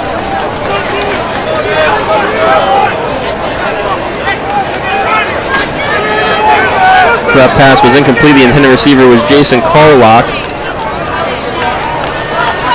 And Ferrara will hand off to Akins this time, as Akins is spinning his way through a field of Hawk defenders. He can't bring him down. He'll get the first down. Another first down run by Akins, and he picks up 11 yards there on that carry as well.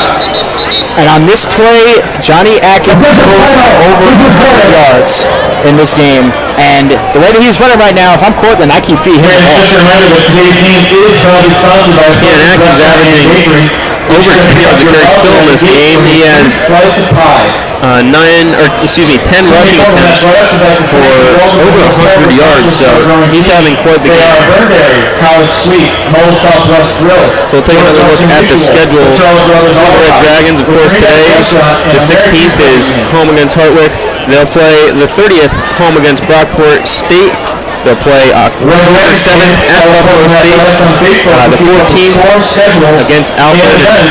Another couple more games back-to-back there. So, as you said earlier, games being crucial for the Red Dragons, and they'll try to come away here with a home win as they're fighting quite the battle against Hartwick College. When you're an athlete, it doesn't matter what sport you play, you always feed off of the energy that your home crowd can give you. And that's why it's so important to win home games, because you have a special advantage that the other team does not on that specific day. So, and the run game, like I keep mentioning, has been fantastic so far, and You can hear it every time Johnny Atkins gets the ball. There's even more and more excitement coming from the crowd.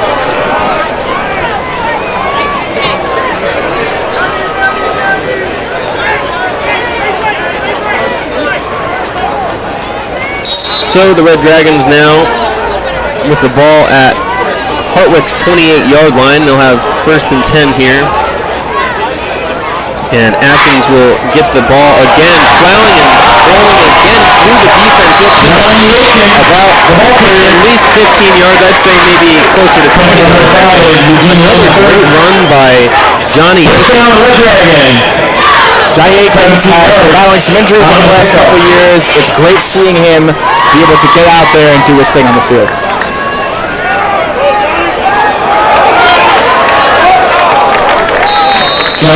So Atkins again with the ball. He'll get about 7 yards on the play. So 2nd and 3. Ball on the 5-yard line for the Red Dragons. 2nd down. Johnny has been the focal point of the offense so far in this game, and Cortland needs to cash in here in the red zone on the 5-yard line right now to get back in this game.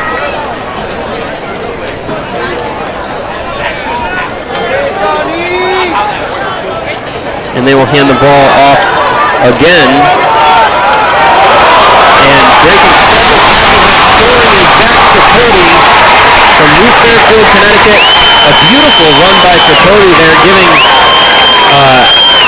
a little bit of a rest to Akins. It seems as though Tripodi is their goal line guy who finds his way into the end zone. Or excuse me, it looks as though the official was saying he was down on the 1-yard line to the disbelief of the Red Dragon fans here. They are letting him know they disagree, but nevertheless, 1st and goal, and this time Tripodi is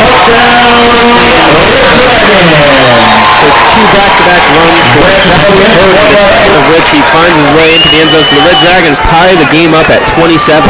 That is Zach Tripodi's 2nd touchdown of the game, and it seems as if they're starting to use Johnny Atkins more in the open field, whereas they might have more playability, and then they're starting to use Zach Tripodi as their goal line back, which both of them have very similar heights and weights, so I guess Tripodi just has found his little edge right there in the end zone.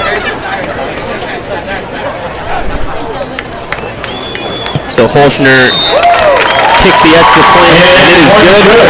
So the Red Dragons up 28-27, 8 minutes and 10 seconds left in the second quarter.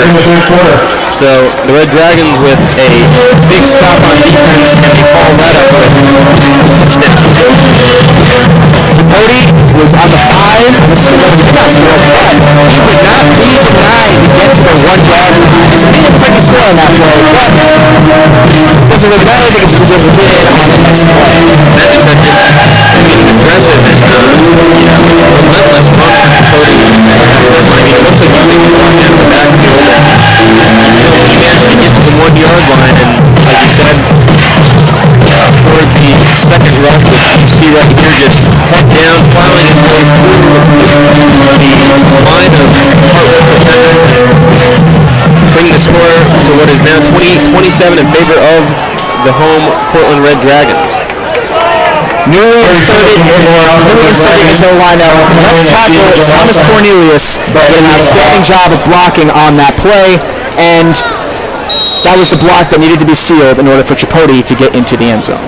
As you said, Thomas Cornelius, the senior from Ithaca High School, so a local guy. He was hurt and out for the first 2 games, but his presence certainly being felt here in this contest as the Hawks will receive the kickoff and bring it to the 30-yard line. After that touchdown, I mentioned that Tripodi has 2 touchdowns today.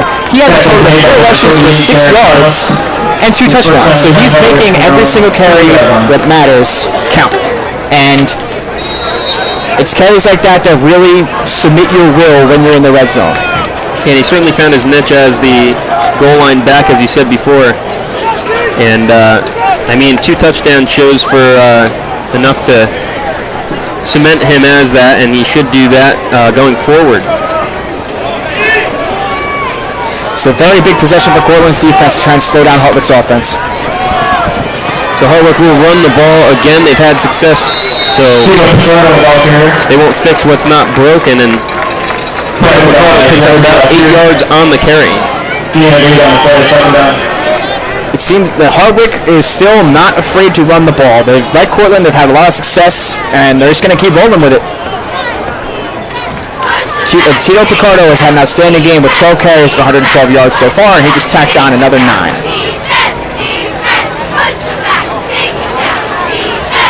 So Picardo will get the carry again, this time bouncing to the outside, and he'll be brought down at about the 50-yard line, but not after picking up about 12 yards on that carry. During pregame, we talked about how important it was for Portland's offensive line, who was dealing with some injuries last week, was able to come back and potentially put them in a position to win. Both of these teams' offensive lines have really been doing an outstanding job in run blocking, and that's exactly why both teams are mainly running the ball now. And credit should also be given to the running backs who, both teams' running backs, Tito Picardo for the Hawks and Atkins and Chipote for the Red Dragons. There's times where they just cannot be brought down if Chipote gets this ball again, and he'll try to fight back to the line of scrimmage, but he'll lose a yard on that play. Both teams have just been super elusive. I can absolutely attribute a ton of the credit to the offensive line as well, so both teams really doing a great job on the ground. Believe it or not, that was the first time Cortland was able to stop Chipote in the backfield for a loss so far in this game. Hartwick's offensive line has done a great job of getting the push.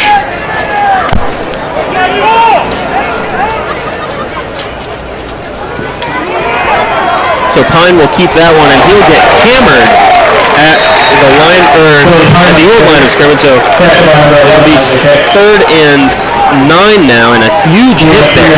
Isaac Hicks came out of the secondary and just told Billy Pine to not go anywhere near his neighborhood, because that was a hit and a half right there.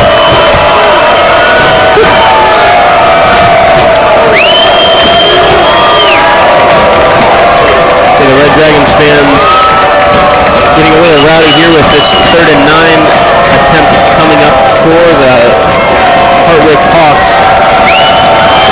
Pine with 3 wide receivers, 4 to each side, and Pine will drop back and he'll look to pass it deep, and it is intercepted. A huge turnover, another big play by Isaac Hicks is playing like the playmaker we all know he is. He has had a bunch of big plays in this game, and that was a huge stop for Portland, because now the offense has the opportunity to go back on the field and build on their lead. And this game has been going back and forth the whole time. Maybe it's time for Portland to build on their lead a little bit. So Isaac Hicks being a one-man show here. Stopping Hartwick at the line of scrimmage there kind of set up the opportunity for him to be in coverage there. They knew they were going to pass, and Hicks making a huge play to get that interception. And the Red Dragons running it again. They shoveled it outside to Chipote, getting another rush here, and he'll pick up about 4 yards on the carry. Not only was Isaac Hicks able to force the first turnover of the day, he's also leading the team in tackles. So he really has been a one-man show so far. And that's actually the first turnover for either team, so both teams playing very efficiently on offense, but Hicks, like you said, having a huge game for the Red Dragons. And Atkins will run the ball up the middle, pick up about 7 yards, so, maybe it's close to the first down marker. We'll see where the referee spots that.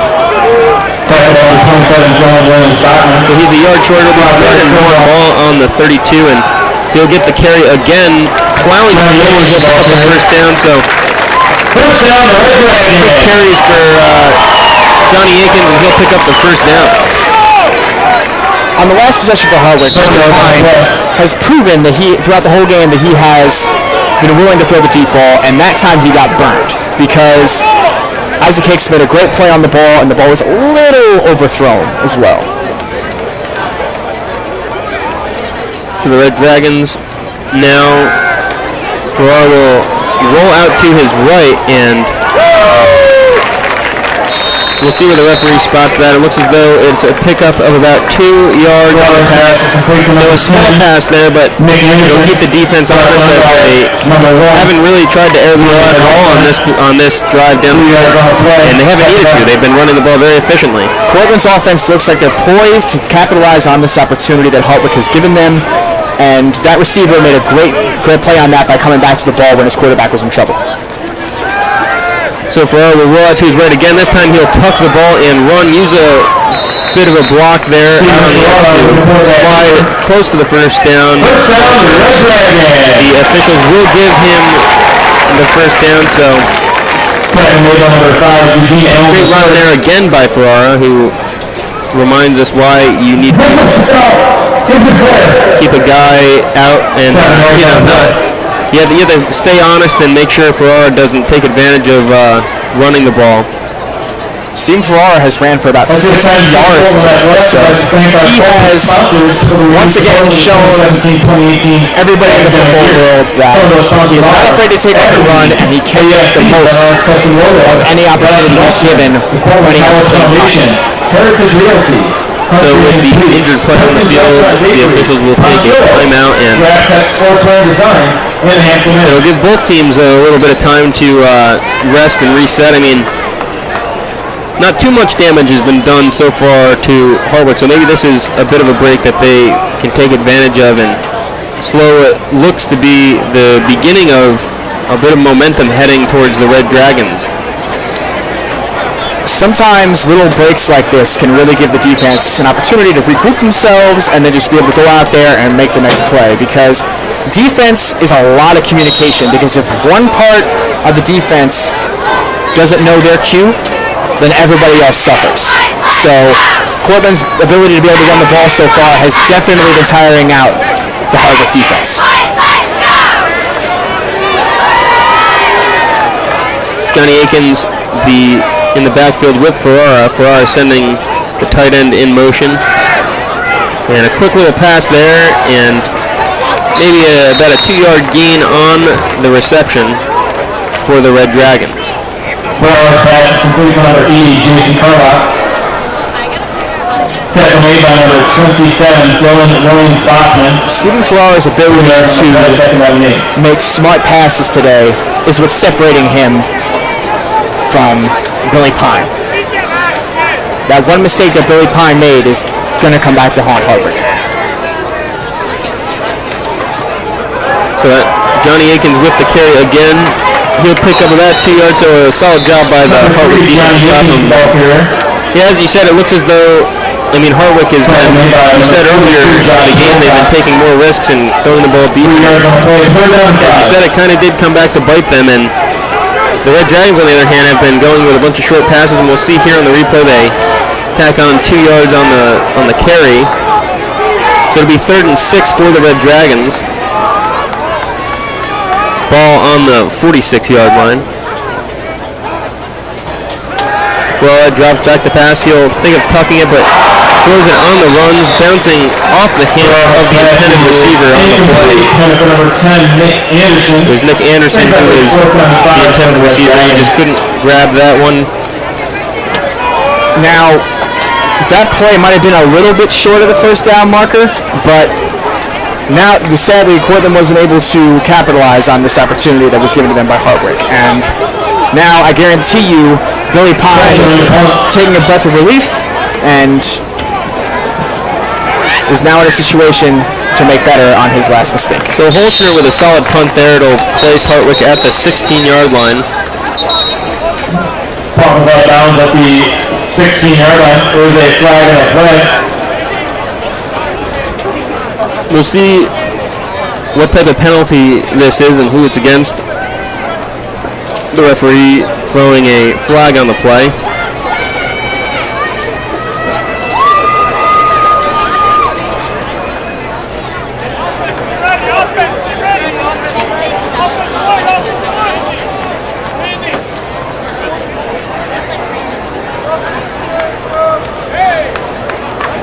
So maybe a little confusion between the officials.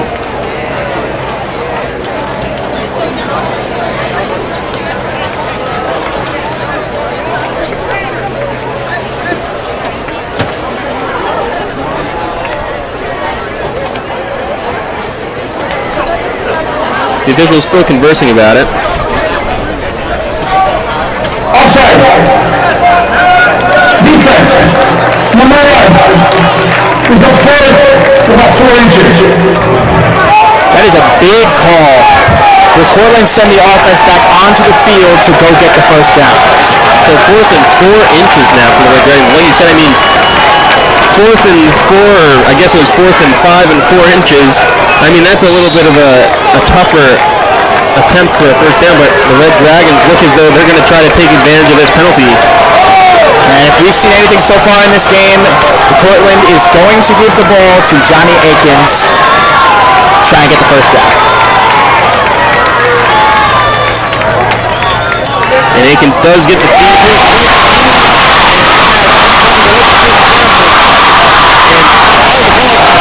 And it will roll into the end zone. Both teams diving on to the ball, and it rolls out of bounds. So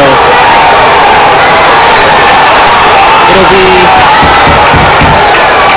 I believe, Hartwick ball, but Johnny Akins with the carry. Fumble on the play. Johnny Akins had an outstanding break on that play after getting past the line, but it's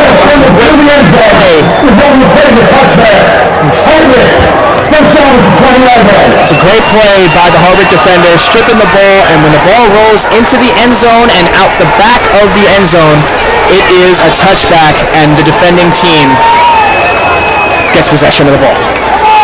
so a great job by the Hartwick defense to not only chase down Atkins, who had just open field ahead of him, but strip Atkins and then hustle for the ball. If the Red Dragons dive on top of that ball in the end zone, it's a touchdown. So a huge turn in events for the Red Dragons, who, I mean, went from punting the ball to almost getting a touchdown in one play, and now, you know, it just turns out that Hartwick will get the ball at the 20. So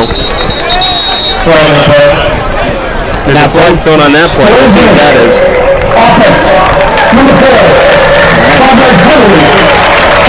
And now both teams have committed a turnover in the third quarter.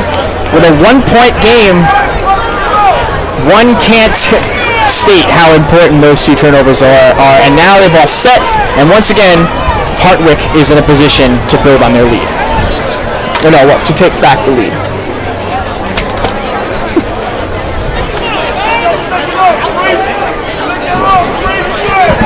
So the officials now conversing yet again. As of right now, it is 1st and 15, ball on the 15-yard line after the penalty. So yeah, what a hectic play that was. Atkins, of course, having a fantastic game. So now both teams committing their first turnover here in the third quarter, with about 1 minute and 21 seconds left. We'll see if that shifts the momentum any bit in favor of either team, assuming it would be Hartwick after they forced the huge turnover. Wind's starting to pick up a little bit.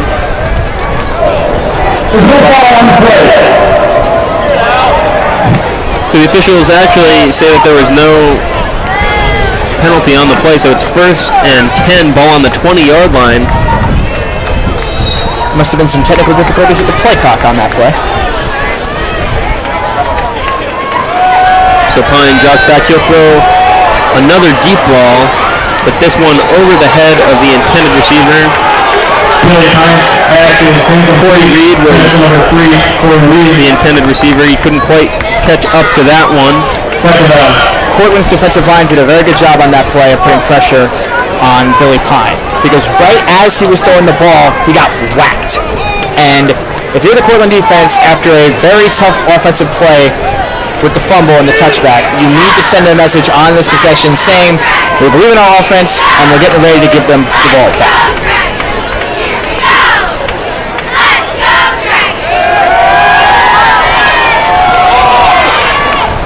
So that pass sailing was well over the intended receiver. This time it was Brad Garza. Third down. So 3rd and 10 for the Hawks, ball on the 20-yard line. Cortland's defense once again is dialing up the pressure. A couple of different linebackers jumped on the defensive line, and they all pressured. And even though Billy Pine did have an opportunity to make a play right there, the pass rush of the Cortland Red Dragons definitely had an impact on that overthrow.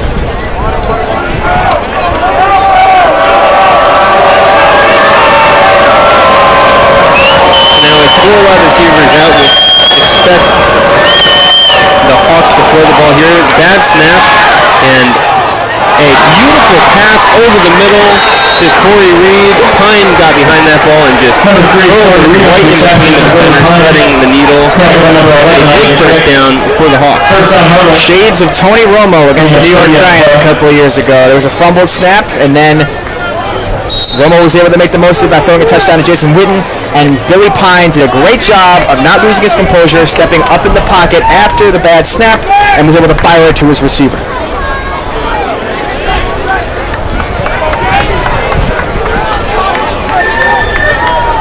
So after the beautiful pass by Pine, he will hand the ball off to Picardo, who will pick up about 5 yards on the play. This is definitely something to keep an eye on, because that was another low snap that Billy Pine was able to corral before handing it off to Picardo.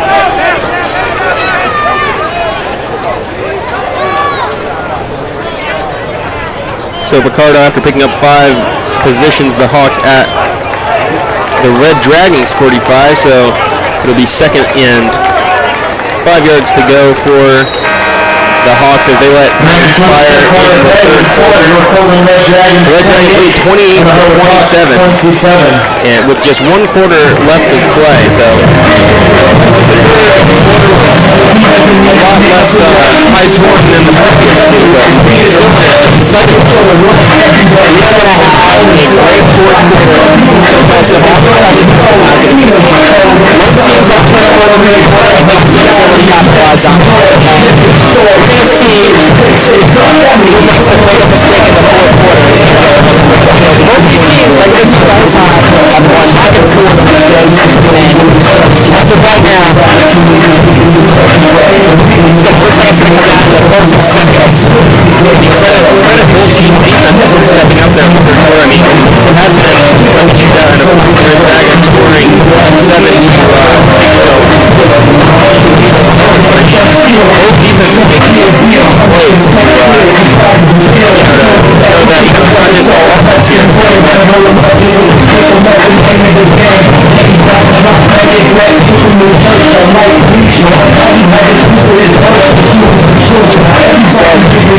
Johnny Athens' run total is up to 16 carries and 195 yards on the ground. Sadly, he did have that one fumble that cost the Red Dragons, but the way that he's running today, when the Red Dragons get the ball back, I have no doubt in my mind that the Cortland coaching staff is going to be willing to give him the ball again.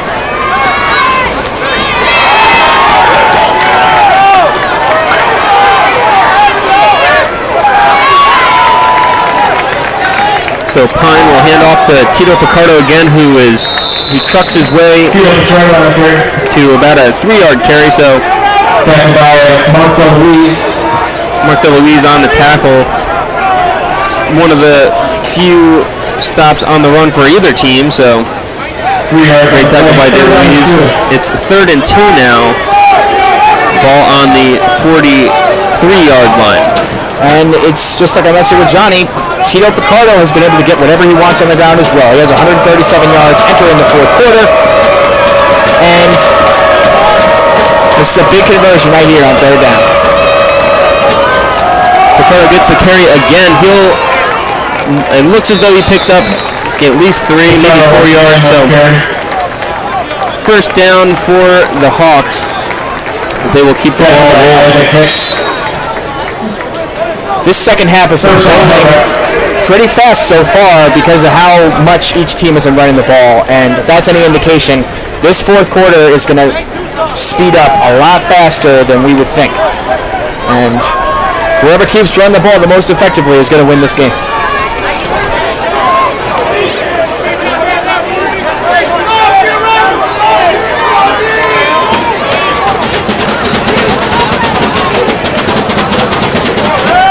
So So Pine will drop back to pass this one. He'll deliver a strike of a pass and breaking several tackles on the play with Chase Whiteman.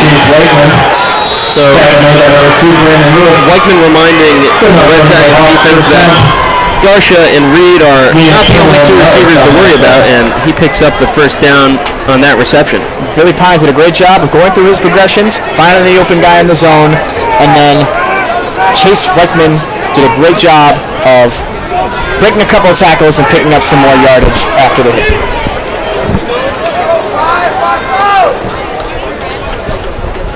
Another low snap. So Picardo picking up about 4 yards, maybe 5. He's brought down at the 16-yard line. Yeah, 2 on the play. Billy Pine has only completed 12 of his 24 passes so far, so that is exactly 50%.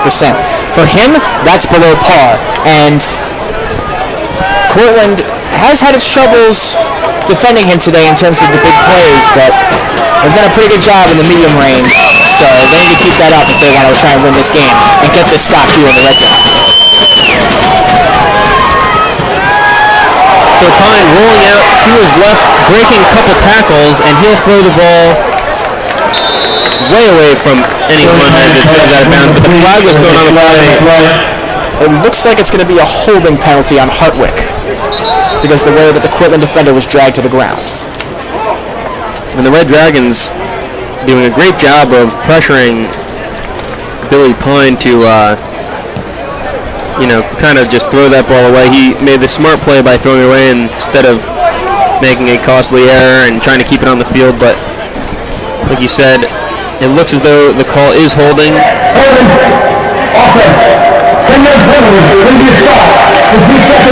So Hartwick, who played a fantastic first half as far as penalties, they only had one. It's racked up yet another penalty. This one a 10-yard holding penalty. So it'll be 2nd and 16. Ball on the 26-yard line.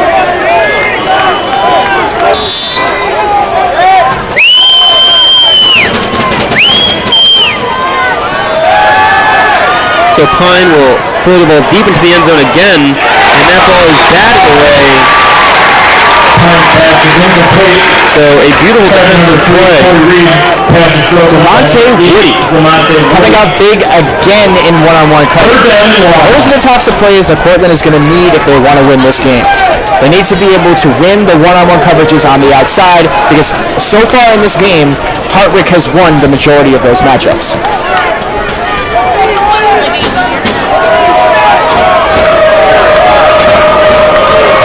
Now with 3rd and 16 yards, we'll expect them to throw the ball deep again, and they look as if that's what they want to do.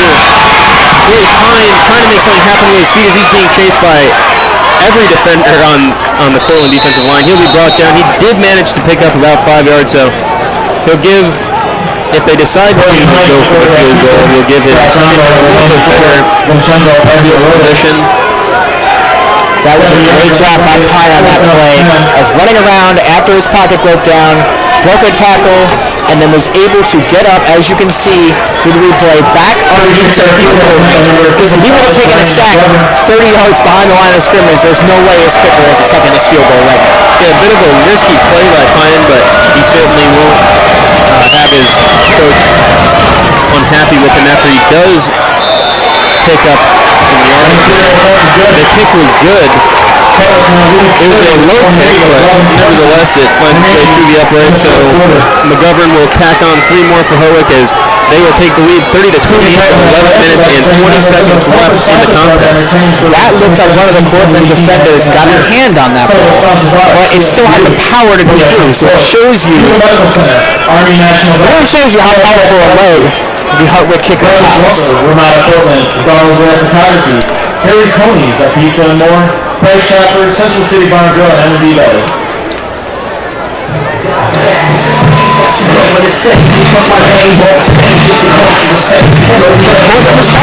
That's the big question right now. They need to get the lead back. And once again, use their running game to control the pace of the game and kill the clock. know there's a lot of time left, but it's going to give Cortland the opportunity to do so. And if you're Cortland, I mean, what do you think your game plan is here with 11 minutes and 20 seconds left to, try to strike back at Hartwick? Are you considering that you don't want to give them time back, or are you just thinking, any score and any touchdown, you're just going to take it when you can? I'm still feeding Johnny Atkins. I know he had that fumble on the last possession, but he's had an outstanding game today, and so far Hartwick has not had an answer for him. Now, I think it is time for Stephen Ferrara to get the passing game going.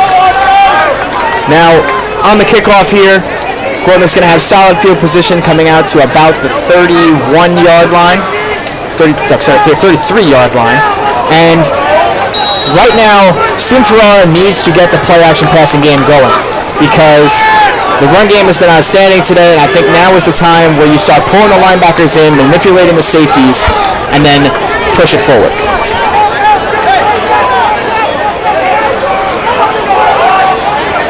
So Ferrara with 4 receivers and a tight end. He'll roll out to his right. A flag is thrown on the play, and Ferrara will throw the ball. And another flag is thrown on the play, and that was clearly defensive pass interference. We'll see what the first flag was. It could have been a holding. It looked like it was. It looked like it could have been something like that. It was thrown behind the play, and I mean a great job though by Nick Anderson to he slowed himself down a little bit and kind of drew that defensive pass interference. Looks like it's going to be a holding on the offense and then pass interference, so both penalties are going to be offsetting here. There are 9 black fouls by both teams. Holding. Offense, number 66, 77. Ineligible downfield. Offense, number 66. Pass interference. Defense, number 24. Those penalties offset. We play first down. So as you said, Daniel, those penalties rather will offset, so they will reading first down.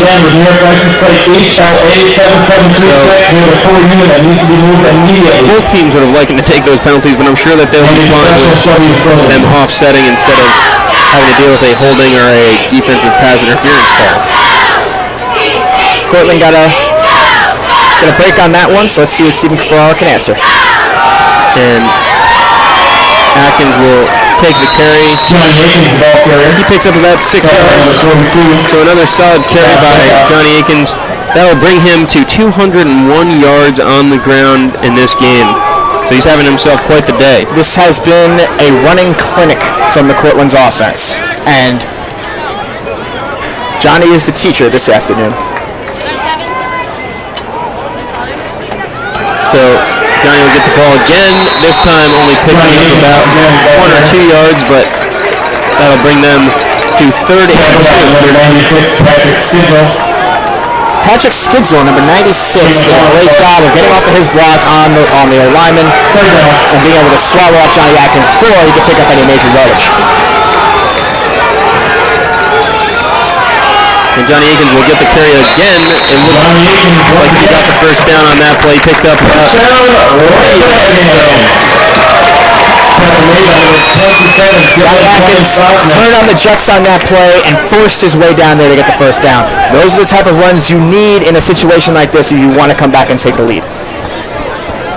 That'll set the Red Dragons up at the 44-yard line. So 9 minutes and 45 seconds left in the game. The Red Dragons taking their sweet time, just pounding the ball up the middle with Atkins in 3 consecutive runs, and so far it's working. Ferrara, though, drops back. He'll tuck the ball, though, and pick up a huge gain. And he is hammered out of bounds, but a huge gain of about 30 yards. Ferrara. That was a great block on the outside that allows Stephen Ferrara to step up and get out of the pocket. Now, Stephen Ferrara, once again, is not afraid to use his legs. That is a great block by number 26 right there. And it looks like it could have been a little bit of a questionable personal foul call.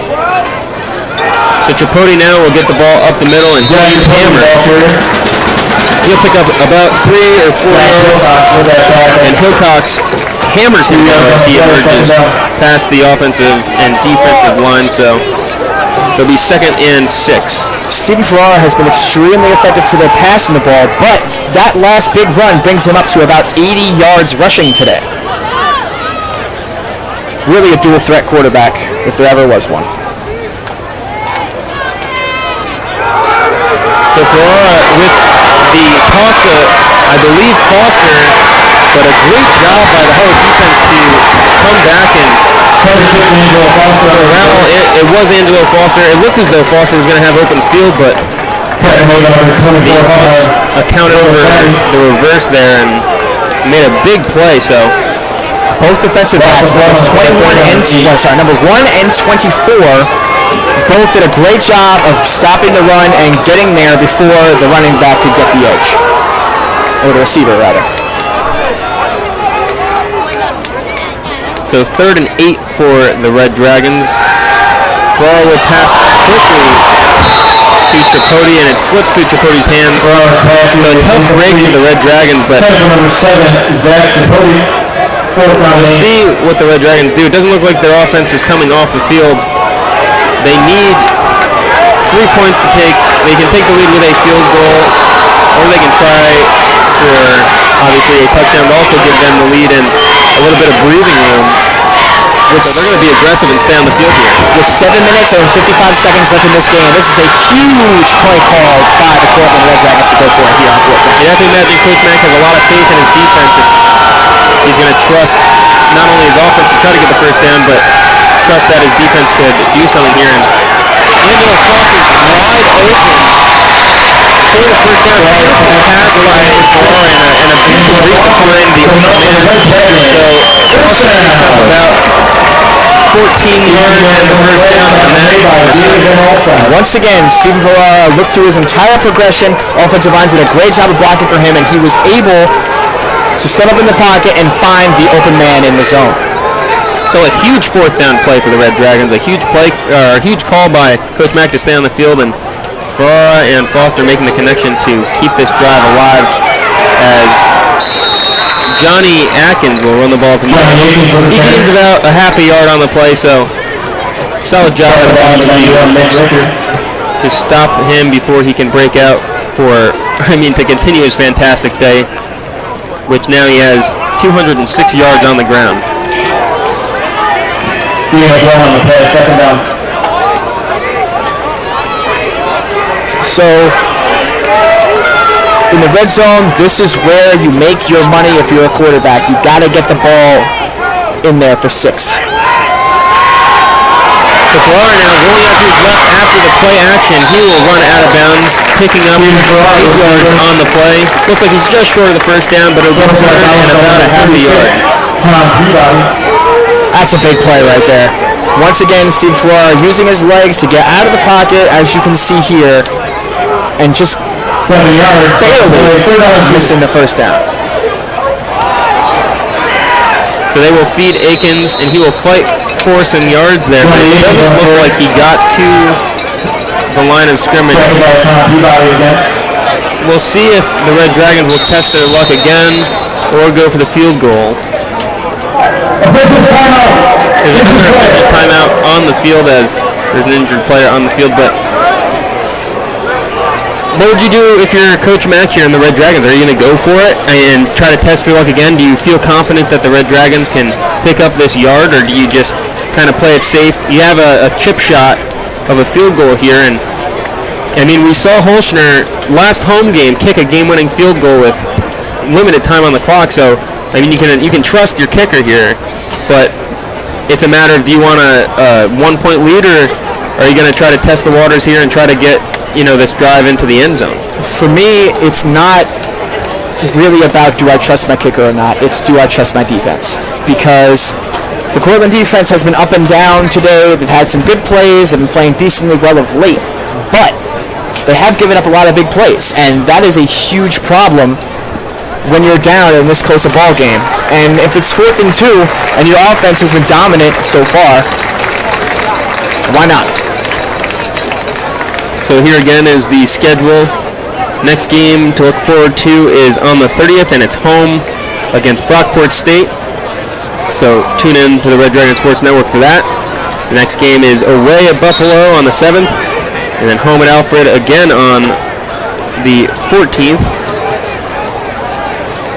So play is about to resume as the injured player walks off the field under his own power, which is great to see.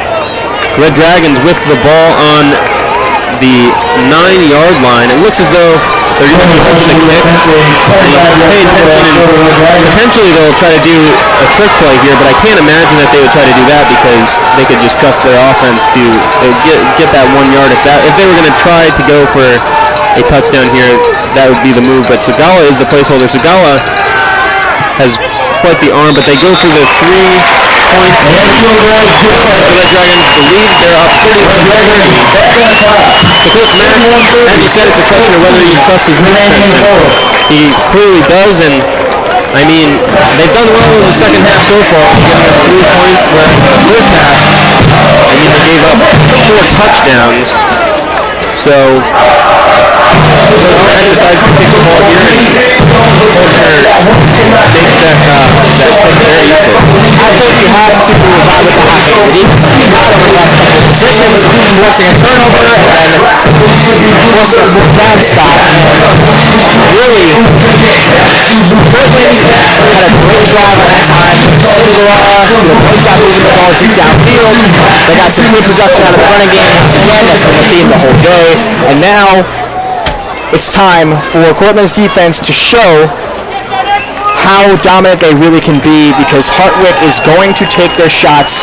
We all know that they are because of how big their offense can play. Do you think that the fumble from Johnny Akins played a role in that at all? I mean, they went for a fourth down conversion, and Akins broke out with a huge run and then fumbled it. So do you think that Mack is thinking, well, you know, it's not that I don't trust Akins, who's had a tremendous game, but I don't want to risk the possible turnover when I can just take the 3 points? I think that with about 6 minutes left in the game, this is the smart decision, because there's still time left. Because of how much Hartwick has been throwing the ball today, you're expecting them to want to throw the ball and maybe make some more mistakes. So with about 6 minutes left, you can make sure that your defense can potentially get on and off the field to give your offense back the ball to potentially kill the clock. So that would be the thought process for me behind that. And solid return here for Hartwick to about the 32-yard line. So Hartwick now, as you said, positioned at the 32-yard line. There is an offsides call on the kicking team. So that 5-yard penalty will be tacked on to the end of the run. So now it's 1st and 5 for Hartwick. They will be spotted at the 37-yard line.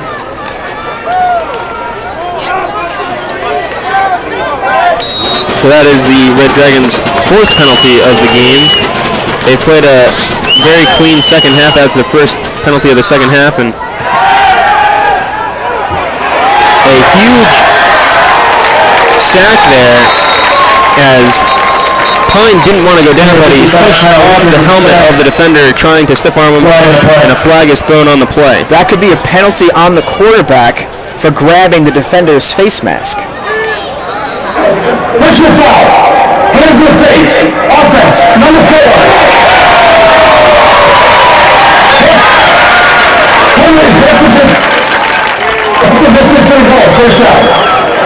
That is a huge penalty right there. The penalty is half the distance to the goal line.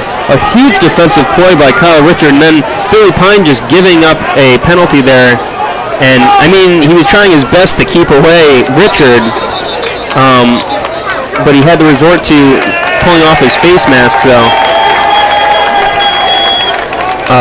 another costly penalty for Hartwick in the second half. We'll see if they can come back from that. I mean, they have a little bit of being that it's only second down. So the official corrects himself and says the penalty is actually a full 15 yards from the spot of the foul. So nevertheless, still putting Hartwick in pretty deep waters here. Kyle Richard was like a heat-seeking missile on that last play.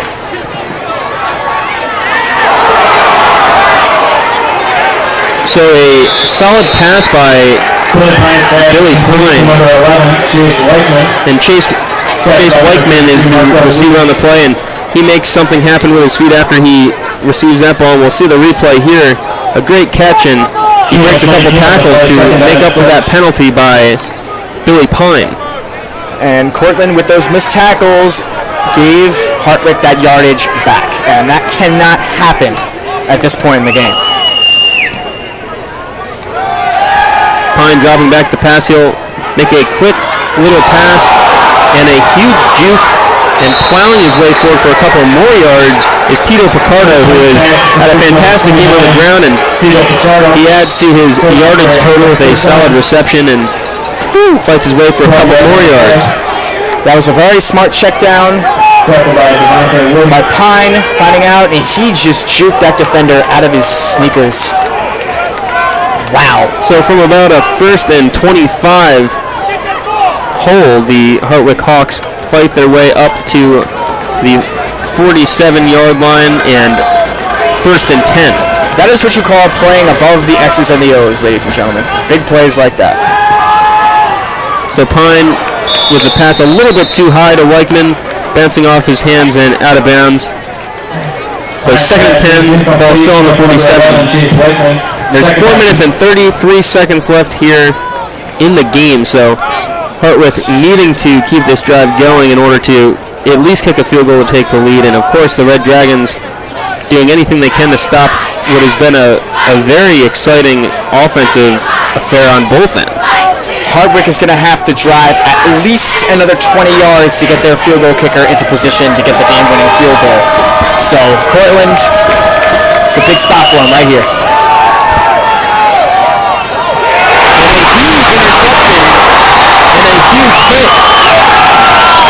The Red Dragons with a huge pick there to turn the ball over. I was just going to say how they played pretty turnoverless ball, so to speak, and a huge interception by Taj Anderson.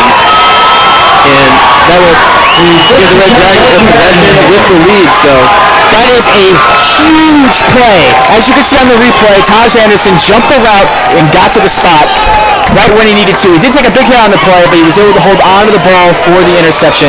And that is exactly the type of big plays you need if you want to come up big in the 4th quarter, and Cortland's defense surely came up big on that one. Yeah, Anderson, as you said, seemed to read Pine like a book and jumped in front of that route. Huge turnover forced by the Red Dragons and a huge play by Anderson.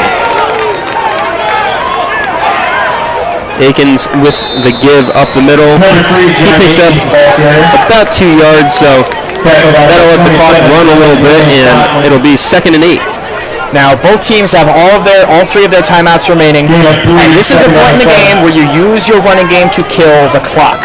Johnny Atkins has had an outstanding game today, and Coach Mack, I guarantee you, is going to feed him the ball a bunch of times on this drive.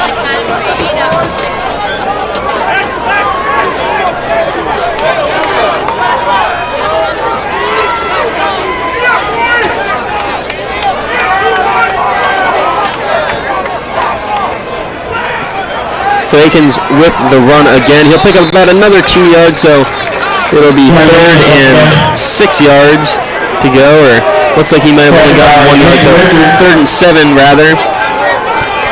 The Red Dragons, of course, needing this first down to keep this drive going, but they're not going to try to be overly aggressive with the 1-point lead with only 3 minutes and 20 seconds left. Now, this is where your star captain quarterback has to come up big. If Cortland gets this first down right now, this could send shockwaves through the Hartwick defense. So Ferrara lining up with 5 wide receivers, 3 to his left, and he will have a check down pass to Foster, who is tripped up. He gets about 3 yards, so not enough for the first down. It'll be 4th and 3. Cortland forced to punt here, as Holschner will take the field, the punter for the Red Dragons. That was a very great job by Hartwick's defense to be able to step up, stop the run twice on that drive, and then contain the 3rd down short pass to prevent the moving of the chains.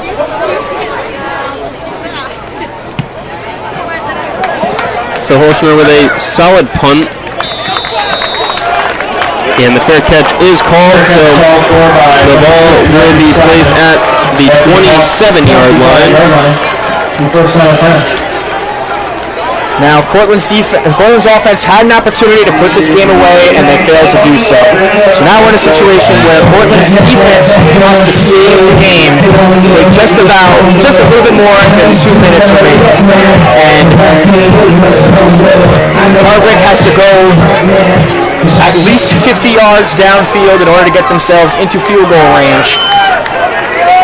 And Portland's defense, with their experienced secondary, needs to take this opportunity to say no and prevent that from happening. Billy Pine now, I'm sure took a deep breath of relief after getting the ball back, and he will have a pass completed to Brad Garsha for about a 3-yard gain. So that was a great wrap-up on that play by quarterback Brandon Lewis. Getting down there, wrapping up the legs, and making it so the receiver couldn't go anywhere.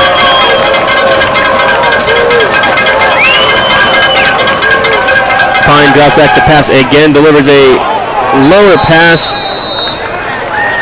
and the referee says that it is complete, and it was caught, so Chase Whiteman making a solid catch there. That's his 4th reception of the game, so his presence has been felt in the 4th quarter and the second half so far. Billy Pine has not been afraid to spread the ball around this afternoon, but the clock is ticking with 1 minute and 30 seconds left. And that ball looked like it was tipped by the Cortland defender, so it'll be 2nd and 10. Ball on the 35-yard line, so a solid job by the Red Dragons defense. Dan Apley once again getting after the quarterback, tipping the ball right there, and just getting a finger on it is all it took for that pass to go flying in a different direction. And Apley, of course, the junior from Herkimer, New York. So far having a very good season for the Red Dragons, and a big play there. As every play here is, with each snap gets bigger and bigger, as Billy Pine will throw another strike to Chase Weichman as Weichman runs out of bounds. So that's Weichman's 5th reception of the game. Seems like he has been their go-to guy here in the second half, and the Red Dragons may have made some adjustments to account for Brad Garsha and Corey Reed, but not yet one for Chase Weichman. Portland needs to be careful because Billy Pine has shown the ability to throw to the sideline, which can stop the clock. So Pine, again, John Metcalf, he'll roll out to his right as the Red Dragons put some pressure on him. And that ball is caught, but out of bounds, incomplete pass. So great job by the Red Dragons defense.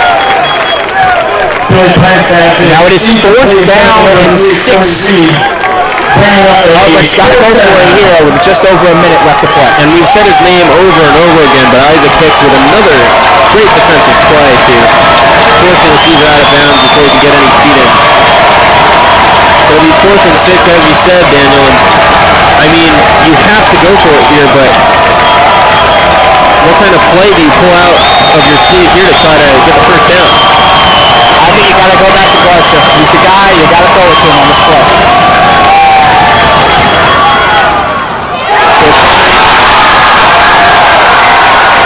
Incomplete pass. As you said, he did go for Garsha, who is his go-to guy, but incomplete pass on the play, and a huge defensive stop for the Red Dragons, who have played stellar defense here in the second half. Cortland knew where the ball was going to go, and they stopped it. Garsha had a great game today, but when it mattered most, Cortland was able to hamper down on their defense and stop it. And like you just mentioned, Cortland's defense in the second half was outstanding. After giving up 4 touchdowns in the first half, not allowing one in the second, really set the tone of the game. And that is why Cortland is in a great opportunity right now to kneel the ball a few times and end the game.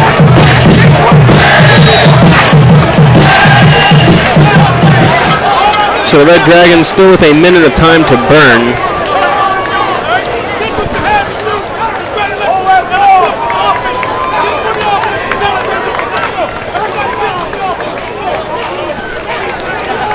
So the ball is snapped and handed off to Akins, who picks up a couple of yards.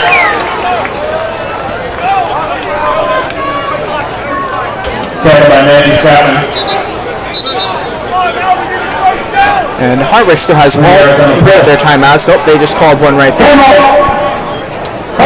So Hartwick with still a chance if they can manage to stop the Red Dragons. They do have all their timeouts, so they could potentially force a punt. But the only way that they can do that is if they force a 3 and out. So the pressure now really on Hartwick's defense, who has played a great second half. So this, of course, the first home football game for the Red Dragons, in which the Red Dragon sits in front of Stadium Red, and here is the unveiling of said dragon.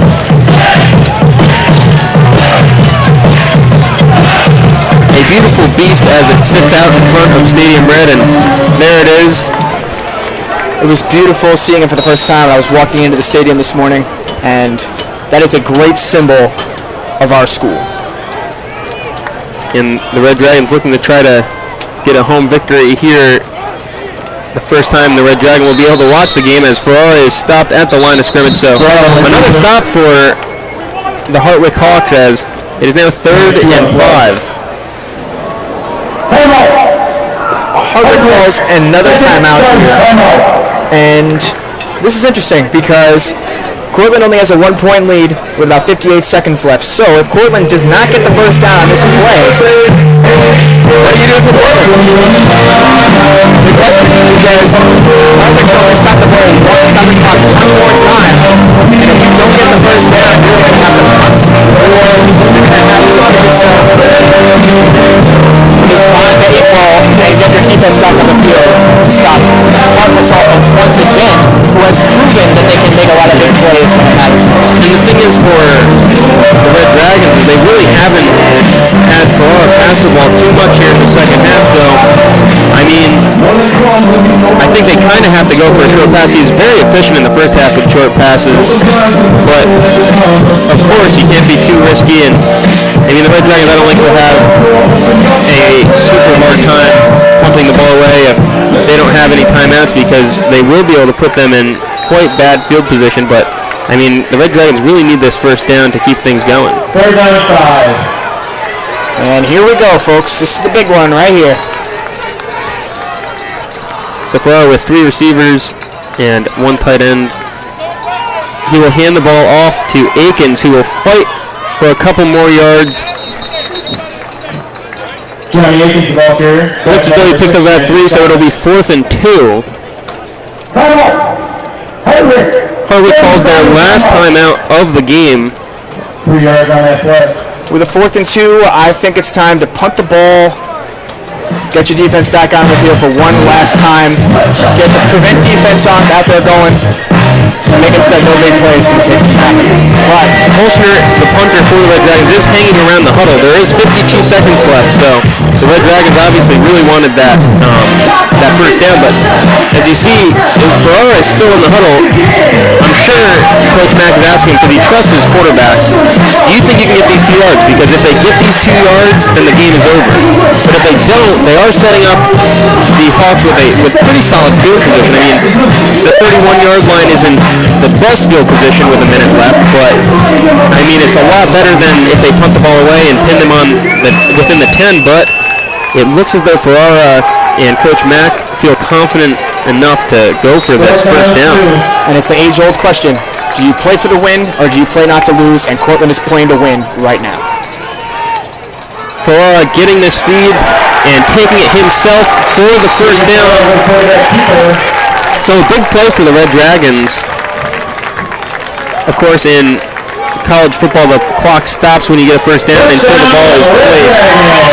So that is a first down with 47 seconds left. We'll take a look at the replay here. With 47 seconds left, that was a huge first down for the Red Dragons. And Ferrara, I mean, a guy you can trust, they say, you know what, we'll let you keep the ball, and he tucks his head down and gets that first down. So he had great blocking up front, had a nice big hole, and was able to get through the line to ice this game off. So the Red Dragons will take a knee there, and with 20 seconds left, the players on the field will shake each other's hands. I mean, a well-fought game, and it was a shootout in the first half. Both defenses seemed to crack down in the second half, but a big win at home for the Red Dragons, 31-30. So that'll bring the Red Dragons record to 2-1, and of course Hartwick losing a tough one. Their record now 1-2. I mean, what do you think the difference was in the second half for the Red Dragons? Portland's defense showed up.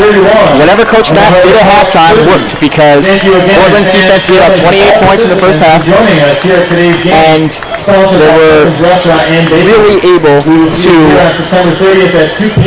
set the tone by eliminating all the big plays, because Hartwick was getting a lot of great big plays in the first half, and once again, Johnny Akins took over the game, finished with over 200 yards, to be precise, 218 yards, and those are the type of big performances you need when you're playing at home with a revved up crowd trying to improve to 2-0 at home. So the Red Dragons come away with a victory on homecoming day here at Stadium Red. Thanks for tuning in, and come back next time for another Red Dragon Sports Network presentation.